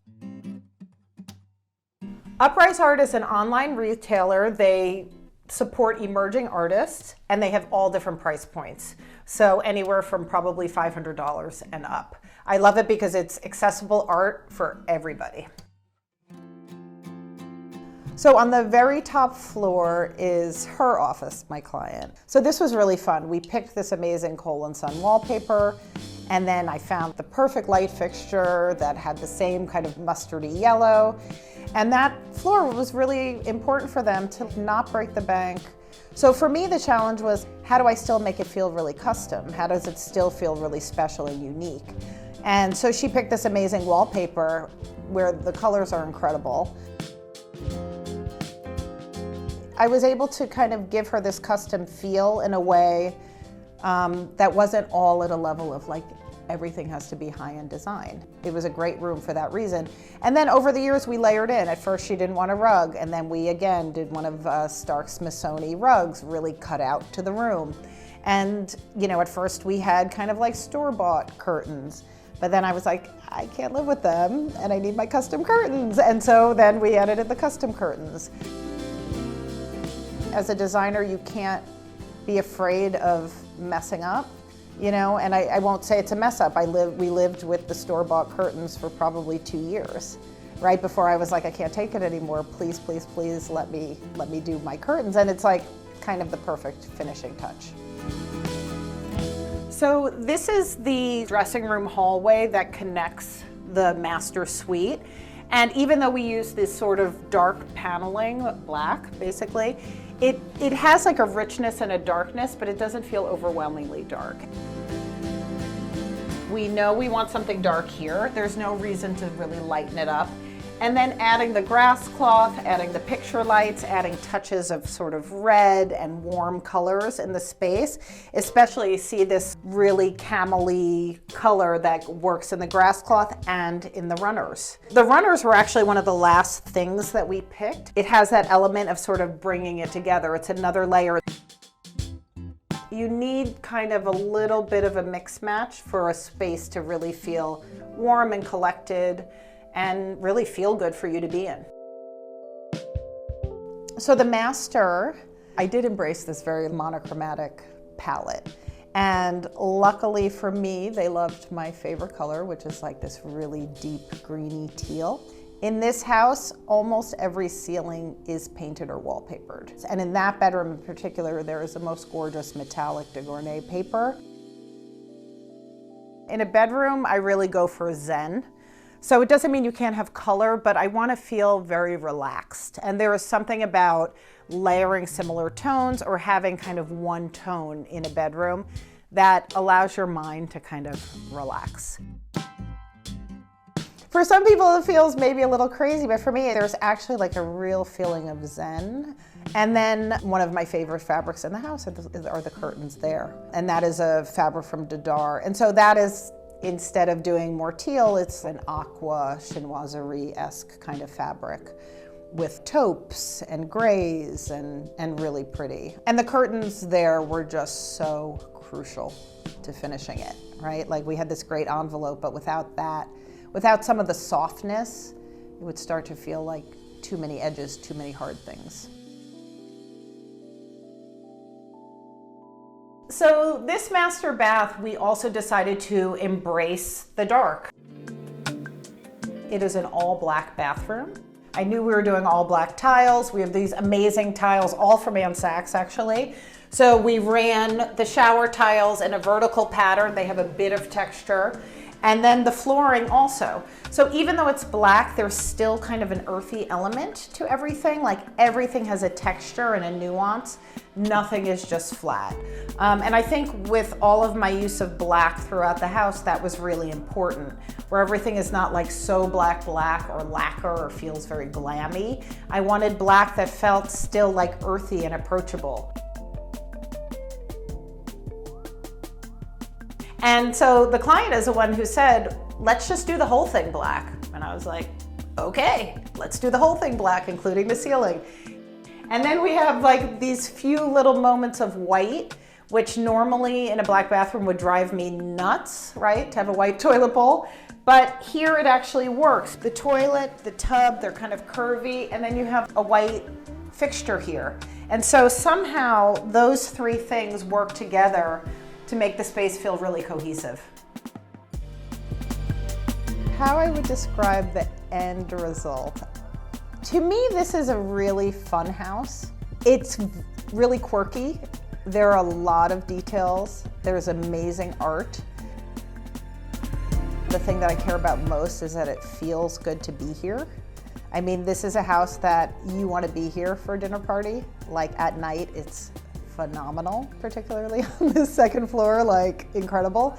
Even though there's all this stuff going on, it still doesn't feel overwhelming or too much. What I love about it is those little bits of where things are a little off, or the color is like, was that quite right? You know, that's what makes it so interesting.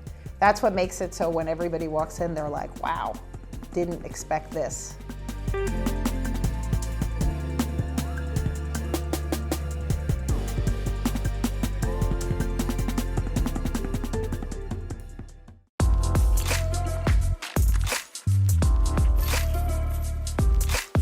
People come to me because they know that I love a maximalist aesthetic, but one that is versatile and timeless and can work from project to project, home to home, and it's really timeless investment pieces that work for each client's needs.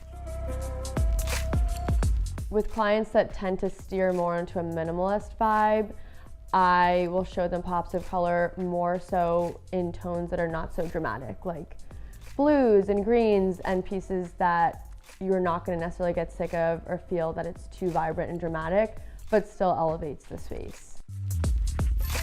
A mixture of antiques and contemporary pieces are definitely one of my signatures. I love to layer different time periods and provenances. My name is Christina Nielsen, and I am the founding designer of Christina Nielsen Design, based in New York and London.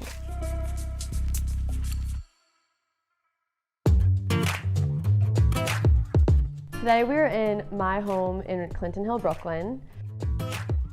I wanted to kind of make this space an ode to old world Brooklyn, New York character, purchase and decorate with pieces that maintained that English aesthetic but also had a contemporary twist. In terms of a brownstone, obviously you have the beautiful bones and character, but at the same time that comes with a lot of work. We luckily did not have to do that much work in terms of overhauling the space. It was more cosmetic. But I would say that the number one issue in brownstones is very narrow spaces. So you have to be very in tune with that and work off of a floor plan prior to purchasing anything, because it can very easily become cramped. I wanted this home to feel just very welcoming and warm, where people could come because we entertain often with family and friends. And I think that also is very important, not just in my own home, but in all of my projects. This is my first home with my partner, so I felt like it was great to kind of start from scratch. I really started with bare bones. I sold all of my furniture from my previous apartment, which I lived in with my sister, so it was very much a bachelorette pad. I found this sofa. This is our first purchase at an estate sale, and it was falling apart. I could see that it had the roller arms and the wooden legs and the brass casters, and it had very much that George Smith feel, which I love. So this was the first purchase, which I then reupholstered, which is the case with a lot of pieces in this apartment, just estate sale finds reupholstered, making it my own. I knew I wanted the living area to be closer to the windows where there's natural sunlight, and I wanted the dining area to be closer to the kitchen. I also wanted to create a divide and have the fireplace act as the divider between the living area and the dining area. When you first glance into the living room, everyone loves the rod that holds the 3 different pieces of artwork in a vertical line. They also love the antique Egyptian architectural prints over the green sofa. Because there's such high ceilings, it really elevates your eye so you can appreciate the height of the space. The trickiest thing for me in designing the space is finding something that could function as a media console but also didn't look so overtly like a media console. It was one of my favorite antique dealers in Maine. I was lucky enough to purchase this from him. I love it so much because it has the marble top, so it doesn't feel as precious as just like an all wooden dresser. But at the same time, it's very versatile. I can store my tableware in there, linens, plus it hides all the awful TV wires.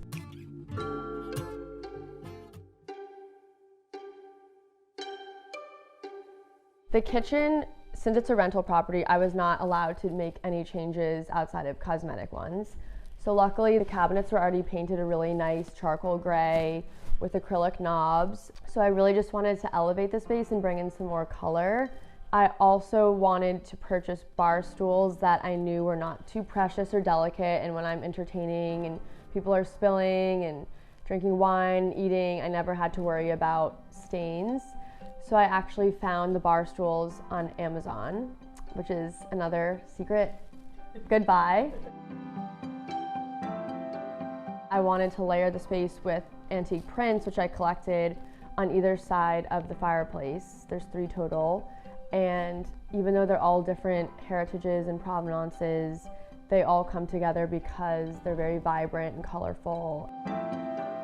So this is one of my tried and true maximizing storage solutions that I use not just for myself, but a lot of my clients. It is a console that actually opens up in the center to store those ugly appliances that no one really wants to look at on a daily basis. So for example, I have my microwave here, and then on this side, I have a wine refrigerator. I make sure that it's Velcro so you can easily open and close if needed.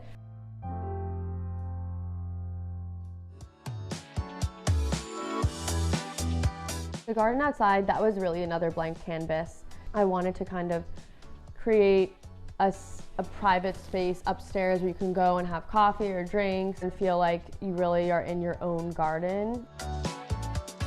Primary bedroom doesn't have as much natural sunlight. It's not just my home, so I decided to just layer patterns and fabrics in order to enliven the space. The main piece that I purchased for the primary bedroom was a set of silk screens that were framed.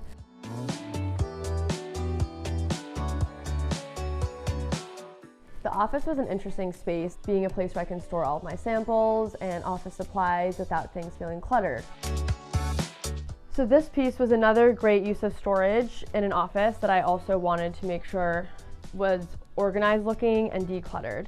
My mom actually passed this down to me. This was my childhood armoire, and it was originally painted in a very whimsical white with painted florals on it. So I stripped the paint and I pickled the wood, and I like that you can see different grainings in the woods, which kind of makes it very unique and original. I found this panel of fabric that I had the upholsterer install behind the chicken wire, and little do you know, you can open it up and exposes all of the madness, but on a daily basis you do not need to see the chaos. I would summarize the end result of my home as something that is very much me. It is layered with pattern and texture, and it's very fun. Nothing is too precious. Every time I come home at the end of the day, I can really just put my feet up and feel like I'm in a cozy English study, which is exactly how I want it to feel.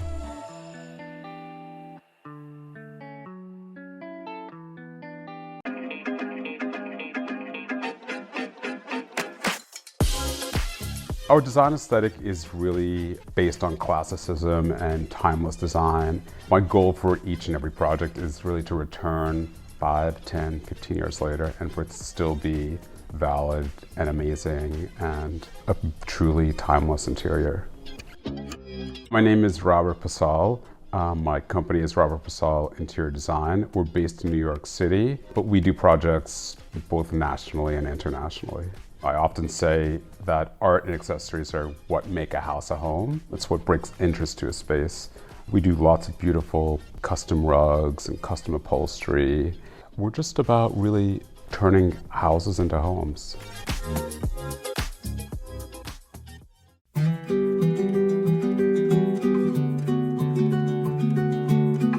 So currently we are on Lower Fifth Avenue in New York City. It's a building that is in the Flatiron district of New York City. It's across from Madison Square Park. It has incredible views and incredible light, and there's incredible architecture all around us. This building was originally a printing press, I believe, and has been converted several years ago into a very luxurious condo. The brief that the client gave me was that they wanted it to be soft and approachable, yet chic. He wanted a space to watch the game, to work from home. She wanted pretty, but not too pretty. She's an avid reader, so she wanted spaces where she could just curl up throughout the apartment, go through a book, and have a day to herself. We took on this project. It was what we call builder ready. We came in and resanded the floors and really created the architecture that you'll see throughout the space. My job was A, to create an architectural environment, and then to decorate that environment. The kitchen is done in a blonde bleached wood. There's a bit of a Scandinavian feel to it. Island is somewhat cantilevered. It does have a base, but it projects far past the base. Since it is so pale and the space is so pale, we paired it with bar stools that have this really beautiful, soft pistachio toned leather. It just quietly sings in the space. The living room dining room is really created as a contemporary space, where it's all in one living. It's not as though you have a private dining space and a private living space. This is a pied-à-terre, so the client visits maybe once every other month. So what we did was we floated a center hall, library, dining table in the middle of the space. Right now it's loaded with books and accessories. And living in Manhattan, you have to be multifunctional. This table has 2 leaves and can seat 8 for dinner. So there are basically 4 chairs and 2 ottomans. Pull up to the table and you can easily have 6 to 8 for dinner. If you are entertaining, or if you just have one guest, you have an intimate space like this. It also opens up to really having a party or having multiple people here. Incorporating televisions into living spaces is really not one of my favorite things, but we have found a way to do it where it looks great, it's functional, and it makes everyone happy, including myself. So this is a Sura. Sura is the name of the brand. It's a mirror. When you turn the TV off, this is a 55-inch television. It's a custom frame that we made, but you can frame it with any frame from a standard framer, and it's just a wonderful thing because it makes everyone happy. When we're working with couples that have opposing tastes, we try to incorporate a little bit of each of their interests. So sometimes we have a husband who's a modernist who doesn't want too much clutter, and then the wife will be a traditionalist, or she wants just softer and prettier. And so we're really great at juxtaposition. For me, it's the perfect formula to have people that are kind of polar opposites.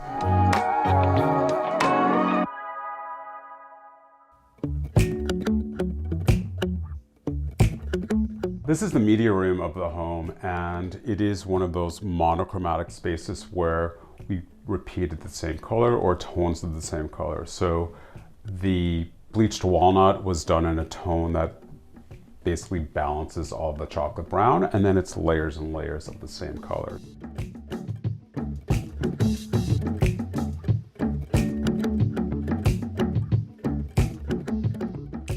My client really wanted the bedroom to be a sanctuary. She wanted to just be enveloped in it, to have this cocoon is exactly what she asked for. So we did that by creating the space that is almost uniform in color. So the walls are done in a silk fabric that we had paperback. And we made the curtains in a similar fabric. It's a wool, but it's a very, very similar tone. And the chaise lounge and everything in the room, very, very warm cream colors. And it just creates this beautiful, beautiful, soothing, cocoonish environment that you almost never want to leave. When we're designing window treatments, I always feel like it's one of those things that can make or break a space. So we designed 3 layers. The actual curtains are black outlines, so if the client wants to sleep in or really wants to have a very private moment, they can close the curtains. The Roman shades are what we call belly Romans, and they're mostly decorative, and we install them to really take the edge off of all the angular architecture in the space. And then below the Roman shade, we have this really beautiful woven shade, which provides privacy, which is really important when you have a building, 30 feet away, but it allows the light to filter through. So it's one of those things that is really, really functional, and is an essential when you're living in New York City.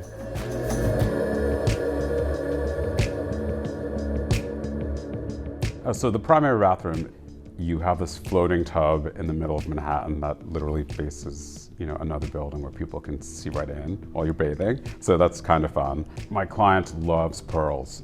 And so it was her birthday. We had looked at this chandelier, and her husband, he's like, let's get her the pearl chandelier for her birthday. Let's not tell her.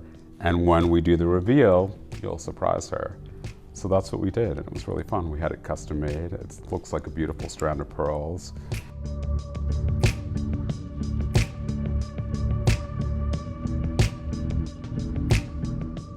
So this dressing room was originally a white box that was slated to be a walk-in closet. Women and men these days really love dressing rooms. So what we did was we created basically half closet, half dressing room. And we did that by creating these linen wrapped panels.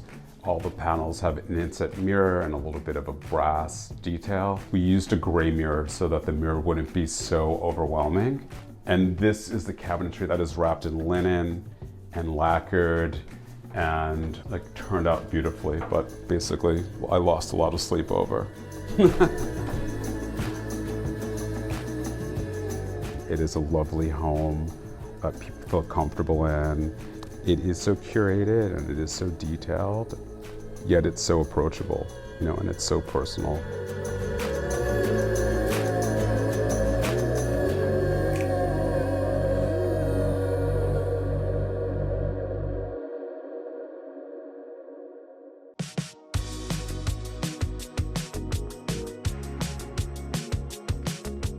People hire me because I do offer a little bit of an edge, but at the same time, I offer comfortable modern interiors.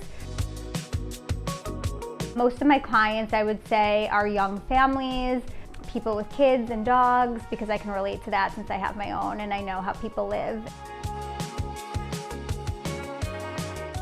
I'm Hilary Matt of Hilary Matt Interiors, and I'm based in New York City.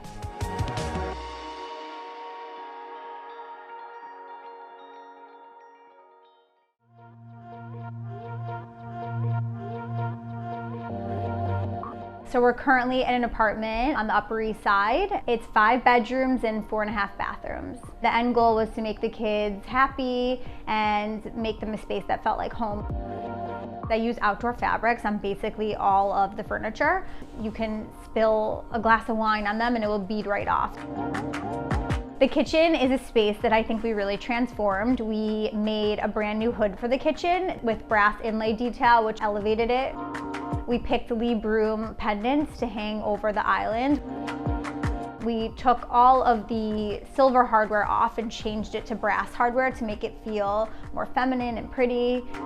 And then we picked a beautiful backsplash. This kitchen is lucky enough to also have a butler's pantry with extra storage, and also it's great for entertaining, to keep things in. This pantry we actually created out of nothing. It was a hallway that existed before with this column right here. We decided to build it out to make space for food because there was no other place in the apartment. Storage with drawers and space for snacks and cooking stuff. And I think it was a really good use of space. If you have a spot with a column or unused hallway space, it's very easy to just add in a closet like this for food or for any other kind of storage. The dining area that they have needed to be casual and also be dressed up because there's not a separate dining room, so they use this every day to eat. We took some casual aspects and dressed it up with the light fixture to make it feel like it could be more elevated for a dinner party. The chairs are white, but they are actually wipeable. They're a vinyl, so anything could be spilled on them and they could wipe it right off. And the rug is actually an outdoor rug. In the family room, the client has a lot of books, so we built a built-in where she could put all of her books. We used an outdoor fabric for the sofa, but still looks good, and a beautiful blue Vladimir Kagan chair. The coffee table has 4 little ottomans that tuck in, so you could pull them out for extra seating.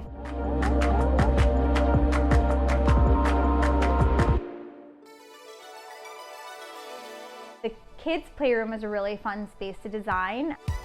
We needed a space where the youngest could play, but also the oldest could. When you're designing a playroom for kids of all ages, and in this family it ranges from 3 to 12, there's a few things you should keep in mind.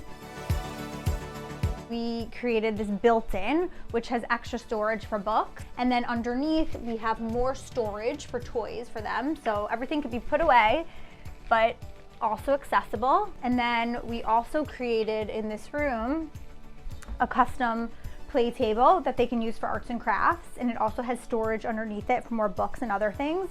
So the youngest can sit here and draw, and the oldest can sit here and do homework. We have this big comfortable sofa, which can be used to watch TV or movies, and it also doubles as a sofa bed, so we could pull it out if someone else is sleeping over or they need the extra space. And then the last part, which I think is nice for kids of all ages, is we made like sort of a reading nook or like a reading bench where someone can sit and read and relax, or someone can lay there and watch TV. 2 of the client's daughters share a room. They're very close in age and they love the color pink and yellow. So we took those 2 colors and made a bedroom for both of them. It shows both of their personalities and they love sharing a room together. We picked a very pretty fuchsia, cementy looking paper, which we thought could grow with them if we wanted to ever switch around anything else in the room. And I think it's really fun and gives a great pop of color when you walk in.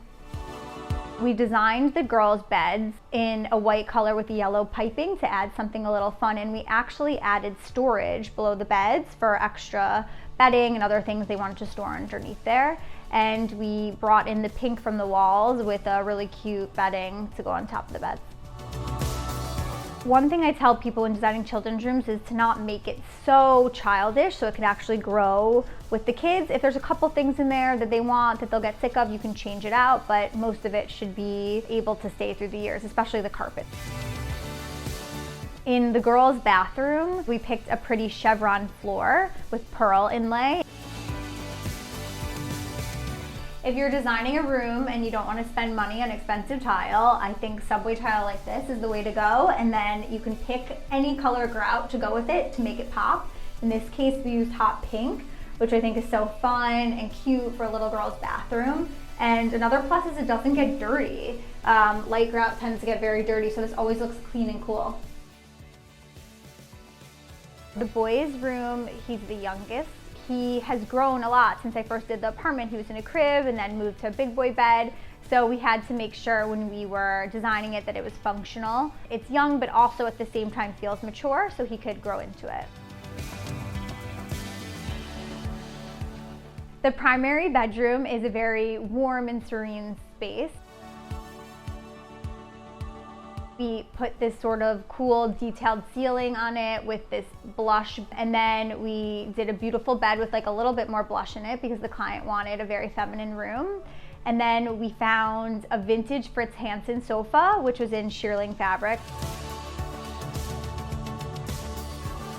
Office space was a very important part for my client because she wanted a space where she could sit and read emails and be separate from the kids. So we found the space for her right outside of the bedroom. It was just a dead hallway before, and we decided to put a beautiful desk there to make it visually pleasing. It's actually a pearl inlay we got from Meacock's Gardens. It's very organized and easy for her to sit there and do her work. The powder room, we wanted a space that felt elegant and that guests could use, so we picked a beautiful gold leaf wallpaper to put on the ceiling. The client actually found flowered wallpaper, and then we replaced the tile on the floor of that bathroom, and we picked a really cool pattern with brass inlay. The powder room is like a jewel box, and it's the one little space where you can have fun and do something cool. When you use it, it should feel special and different than the rest of the apartment. I think the end result of this space is a family-friendly, fun, yet colorful and beautiful space that everyone can live in and grow in, and a space that no one has to worry about getting messed up and will always look good and timeless.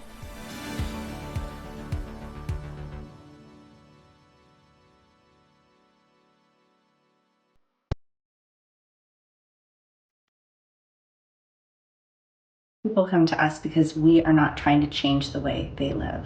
We want it to be a more beautiful, thoughtful version of themselves.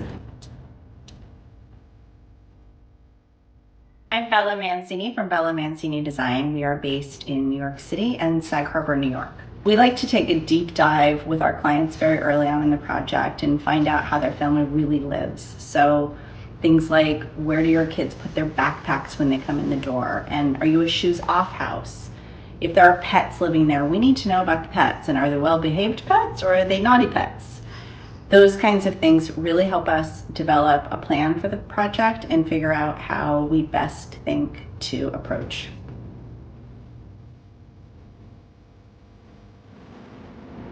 Today we are on the Upper West Side of a client's pied-à-terre. It is a fairly expansive home that has 3 bedrooms, a beautiful den, and a great space for living, dining, entertaining. This project was completed for a fairly newly married couple and with adult children. They wanted a home in New York City where they could entertain, they could stay here and feel like they were in a super luxurious hotel suite.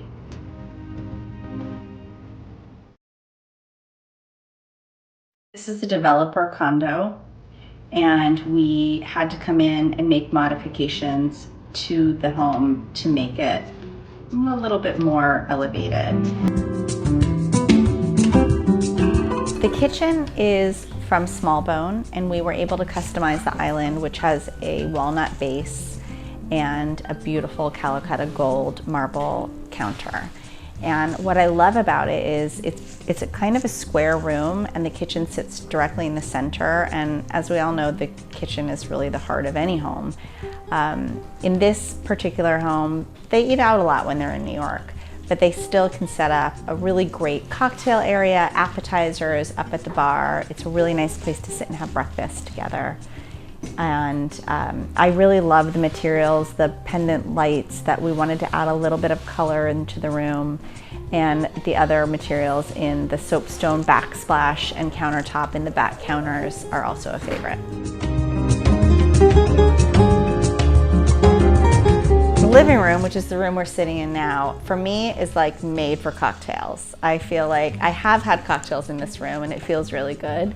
And it was just designed to be a conversation pit.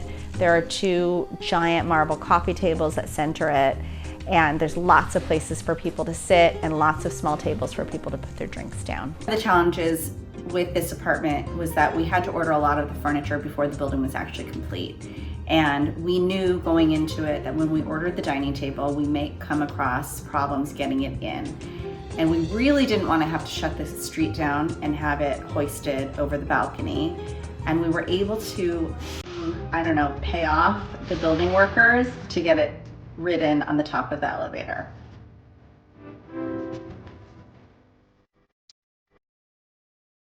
I have a hot tip for those of you who are worried about your dining table getting stained. if you're a person who is not going to be able to handle having a ring mark on your table, or worried about red wine or oil or something leaving a stain, I highly suggest putting on a marine layer onto any sort of wood surface. So this table, you can put down a sweaty glass, you could pour red wine, you could have olive oil spill on it, and it won't permeate through to the wood.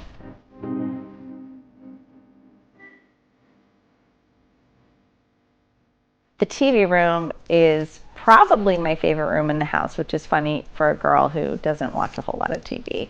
But they wanted to have a room that was just super dark, super moody, kind of club-like. And so we wrapped the walls in the Philip Jeffries wood veneer wall covering. The sofa is a dark chocolate brown velvet from Max Alto. And the draperies, which are, for me, one of the highlights of the whole apartment, is they're a beautiful Pierre Frey ombre fabric.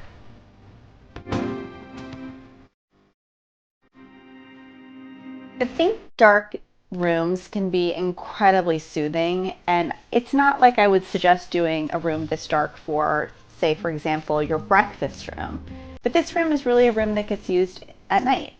And so for this client, we did this really beautiful dark palette, and it just kind of creates this feeling, this atmosphere that you just want to kind of cozy up and watch a movie, have a cocktail, maybe some popcorn. The client is very specific in the color she likes. She prefers warm colors, so that is sort of the driving force behind most of the rooms.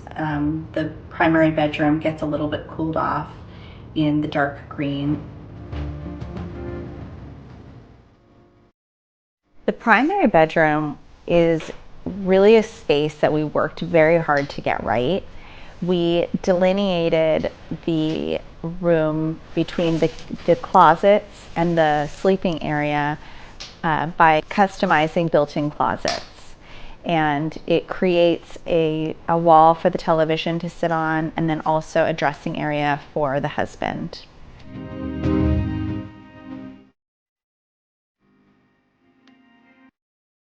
I think the result of this project is exactly what the client wanted. They wanted a place that felt luxurious and clean and contemporary and like a very luxurious hotel room.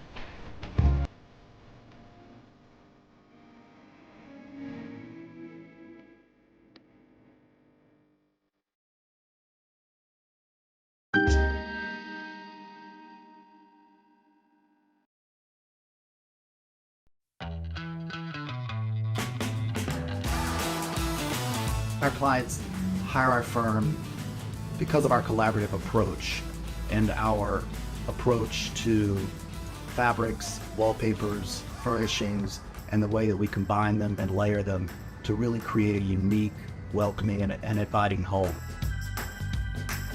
My clients would describe my work as an emotional feeling. It's a welcome home, like you come in after a long day of work and we just breathe a sigh of relief, and you love your home, you love your surroundings. It's based in classicism, but within that classical framework, we do a range of from more sort of streamlined, muted palettes to a full-blown color palettes of layers and patterns and colors and fabrics.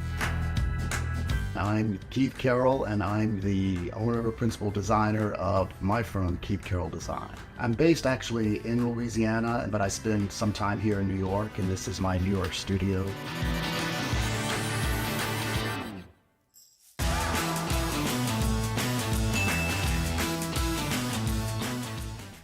So today we're here in the heart of the West Village. Trees out the window. It's just a really unique, beautiful place here in the heart of Manhattan that's retained so much of its historic character. Welcome to my 240 square foot studio here in the heart of Manhattan's West Village. As you walk in, I created a small, very small foyer area here. The armoire creates a bit of a barrier with art here, and it just creates a little small yet welcoming entryway. One of the things that we like to do is paint a door, particularly if it's a nondescript door like this, a contrasting color. So here I used Benjamin Moore's Purple Rain. It's a great deep purple, and turned it into sort of an inspiration pin board of notes from friends, images, inspiration things that I see, I like. You know, as you go out the door for the day, you catch a glimpse and it gives you some inspiration to start your day. It's a pretty tiny space. I created zones for living, working, sleeping, and entertaining as you walk through. Here, the banquette slash bed slash sofa was created, designed. I designed it along with one of my workrooms here in Manhattan. This is actually a twin mattress that's been upholstered. We designed it with the standard seating height and seating depth, the Turkish corner back pillows and throw pillows. So when you walk in, I wanted to have a welcoming, warm living room environment, not a big bed sitting here. So this creates a seating area for friends and for clients that come over for meetings. At night, I just remove all of these, the bedding's underneath, and it turns into a twin bed. So above the sofa slash bed is a wall hung salon style of art that I've collected through the years and that I love. It all started with the piece, 17th century painting of Caesar that I spied in an antique shop in Rome many years ago, and I love the painting, I love the frame, and then around it radiates other pieces that I've picked up and collected through the years. There's a number of drawings. There's a small Moroccan painting from a favorite shop in New Orleans. Above Caesar is an actual photograph of just folded fabric. I love to throw a graphic element into a collection of art like this. I think it gives some interest. It kind of breaks everything up, and it just is another focal point that raises your eye above the art wall. We kind of kept the frames simple, as you can see, except for the center one. It moves your eye across the wall, and the wallpaper gives a great background to the whole composition. If you want to create an art wall in your own home, start with a central focal piece like this. This wide antique black frame draws your eye in and gives a sense of focus to the wall. Use what you love. I love sketches and drawing. You want things that talk to each other but don't compete with each other. One thing that drew me to the studio when I saw it was the fact that it did have some charm here in the West Village. These two great old windows. This building is from the late 19th century. I think some of the original panes are here. So again, I didn't try to cover them, hide them. I think we have great views. There's enough privacy out here. So that was one of the reasons that I loved this studio. Then you'll see the French chair that came from New Orleans. One thing that I love using a lot these days are slip covers. Slip covers are an easy solution to a piece of furniture, a chair that you may have and may be tired of. This, I used a great favorite chintz from Cowton and Tout and had it slip covered, and we use these a lot with clients these days. It just gives a sense of informality and actually looks great, chic, I think. So in this corner, I love using antiques, and I incorporated a 19th century console table that I had here. It just keeps things light in this corner, and I didn't want anything too heavy next to the dark fireplace mantle here. And obviously the space underneath is great for books. I love books. The more books, the better, I think, in anyone's home. Again, used a 19th century large mirror here. Mirrors are key, particularly in a small space. You obviously need mirrors. It provides a sense of depth. Reflections, they're here next to the window, which helps bounce the light back into the room.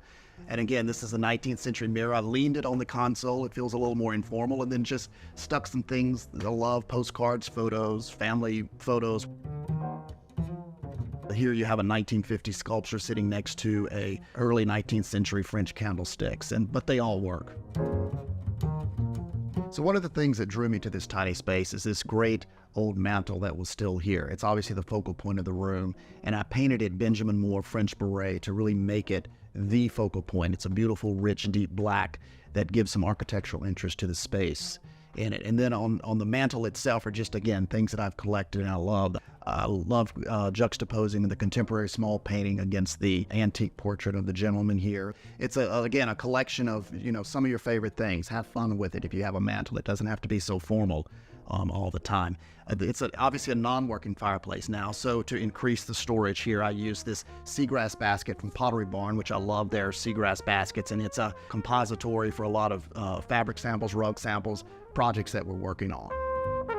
Underneath it all is one of my favorite carpets. It's the stark Folsom true leopard that I use in a number of projects really all over the country. We just finished one in West Hollywood and used it here. We used it in the studio. It's a great underpinning for anything, really, any type of furniture, any color of furniture. It wears well. I love that it hides any multitude of sins. It provides a note of interest to a space.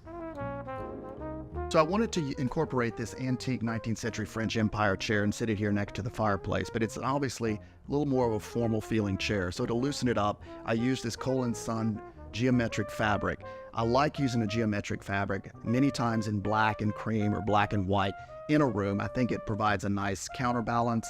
It provides some interest to a space. And here it just relaxes and loosens up the chair, I think. And then we added a French blue grosgrain tape with the nail heads. Again, it just gives a nice pop of color and it makes you just want to come hang out over here by the fireplace. So in this tiny space, there were about 8, 9, maybe 10 different patterns in this one little room. I guess maybe some people would call this maximalism. I just call it home. And how do you do this? I think a number of ways. I think the background of the wallpaper is subtle, but it gives a nice movement to your eye around the room. I think when you use different patterns, you look at the size of the patterns. Maybe there's a larger pattern juxtaposed against a floral pattern. Again, these work together well. Underneath the smaller pattern rug gives a nice background to everything, and I think lifts the room, the light color of the rug. So I think you have to look at, one, the colors that you're using, balance the colors, light and dark, the scale of patterns, large, small, medium. Also think about, again, the floral pattern against a geometric pattern. Those work well together, and they give a bit of tension and interest as well to a room and to a piece of furniture. Under the bar/workspace here that separates the living space from the kitchen, I didn't want just a plain white base to the countertop. So I used this great barn swallow wallpaper from Osborne & Little, John Darien paper. Again, it works well with the other wallpapers. I love the movement of the birds, and it just brings some nice color and interest to what would otherwise just be a plain white cabinet base.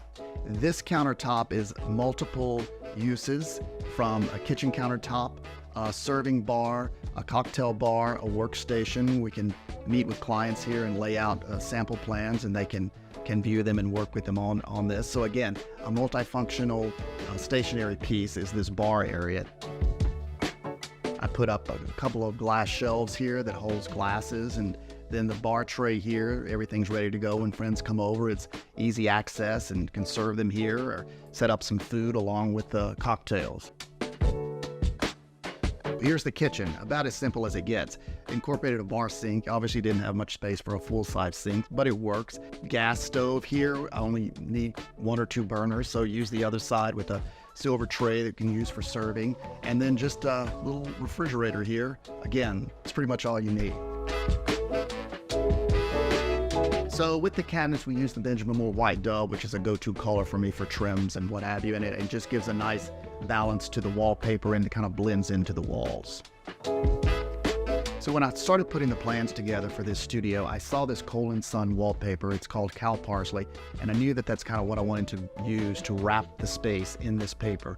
It's subtle, it has some interest and movement, and I thought it would be a great background for all of the antiques and art that I've used in this tiny space. So in this little hallway, there is obviously just a plain door at the end of the hallway. So I thought a great way to camouflage the door and to actually draw your eye down this little hallway is to just paper the door with this continue the paper over it. It gives a little depth to the hallway, a little interest, and then hung one of my pieces of art on the door.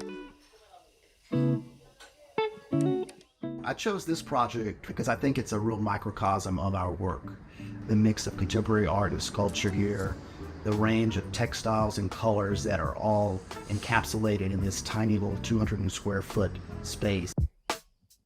My goal was to make it a home and be surrounded by things that I love, and also a place that friends could come and entertain, and also clients as well. And I didn't want to walk into just a studio with a big bed and you live around a bed. I wanted to feel like a little living room that you could walk into in the French Quarter or in Paris. So I've learned a lot living in such a tiny space. It's amazing. You realize you don't need a lot. When you downsize, you realize that life can get a lot simpler and easier in many ways. But I'm very happy, I have to say, with the end result. Considering the space limitations, I was able to really utilize many of the things that I love.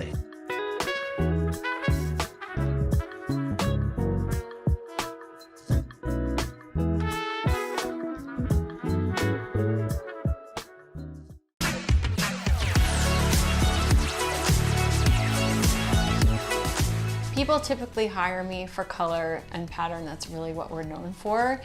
And I think the fact that we can bridge that traditional, contemporary, both styles together, that's really what people are looking for, and that's something they feel like they can't do themselves, so they come to us for that specifically.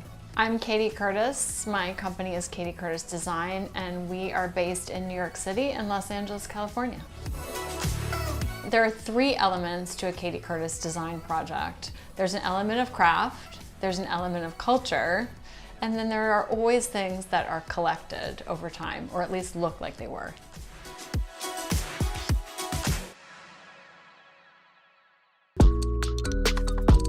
We are right now in Midtown Manhattan. Literally, if you took a pin and stuck it in the middle of Manhattan, that's where we are. We're in the zip code 10019, kind of close to what's called Billionaire's Row. We're in a high-rise apartment with amazing light and incredible views, which are very important to me. I would prefer pre-war, but you're not gonna get that amazing view. So this apartment, when I first found it, like many of the projects we do here in New York City, was totally a white box. And my job initially was to de-white boxify it. And I think people often come to us in New York City to do just that. When I first looked at the apartment, I immediately just went to putting the color scheme together with the paint colors. And this room in particular is such a great example of how just changing the color can give it a totally different feel. The river, the sky, the urban landscape, that was really the touch point for me for the color scheme itself, so that it wouldn't detract from that. But still, you know, at night you don't get the colors outside, so how does that translate in the evening too? And that's something I think people often aren't thinking about. The kitchen is the first thing that you see when you walk in the front door. So it almost kind of fades into the background because we have an incredible picture window that looks right out into the Hudson River. But what I love about the kitchen is there's a nice complementary color scheme going on with the cherry cabinets, and there's a glass backsplash, and we painted the walls to really kind of match that blue-green of the backsplash. So there's a nice complement of warm and cool that I think is really serene, and again, just lets the view be the star. My living room, you're blown away by the view. The view takes up half of the room. So again, we had to think about the color scheme as how it would reflect that in the materials that were chosen. I felt like it was really important to have window treatments, not only to control the sun, but to soften it. All the time in New York City with the floor-to-ceiling windows, everything becomes really hard and harsh, and I wanted to soften that up with the floral window treatments.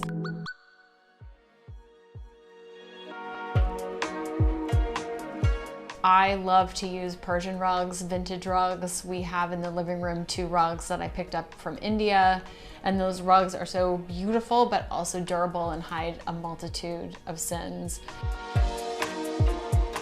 It was almost the way the room was laid out was perfect, that we kind of tuck the TV in the background, so it's there and we watch it, I admit it, but it's not the main star of the show, which is definitely the view. So this living room has to serve a lot of functions, which is very common in New York City. It serves as a dining room, it serves as watching TV, it serves as the entertainment room. So we have a lot of different seating. The key to having a lot of seating though is scale and how it's placed. So these Papachristidis home chairs are very narrow. They're only 18 inches deep, which is why I love them. They're art sculptural pieces within themselves, but they serve as excellent extra dining chairs when we have more than 4 people at the dining table. Sometimes we like to sit and look at the view, so we have this Jens Rism chair that's upholstered in a cat-proof fabric, next to this really fun ottoman. These can also be pulled in front of the sofa if we have guests, and it's a more conversational setting as well. One of my all-time favorite pieces is an Indian hammered chest. We have 2 cats, And pretty much everyone I know has some kind of animal or child, or has parties or drinks coffee or something, some situation where they don't want to have to worry about spilling something or a cat clawing things. So a lot of our upholstery is actually cat proof. This is upholstered in what's called a krypton fabric, so the cats actually can't dig their claws into it. The rhythm chairs are as well, and they just look like a beautiful ultra suede. You would never know. They can't get their claws into it. There's no excuse now with all these performance fabrics to sacrifice performance for aesthetics at all. It's important to look at colors both in the dark and in the daytime. But never, ever, ever, and this is a big pet peeve of mine, and the best advice I can give anyone is do not ever put a sample of a paint color up on a white wall and try to choose a color, because your eye is going to automatically turn that color darker than it's really going to look in real life, just because of the contrast. It's the law of color theory, because they've seen it on a white background and it looks much darker than it would really look in the entire space.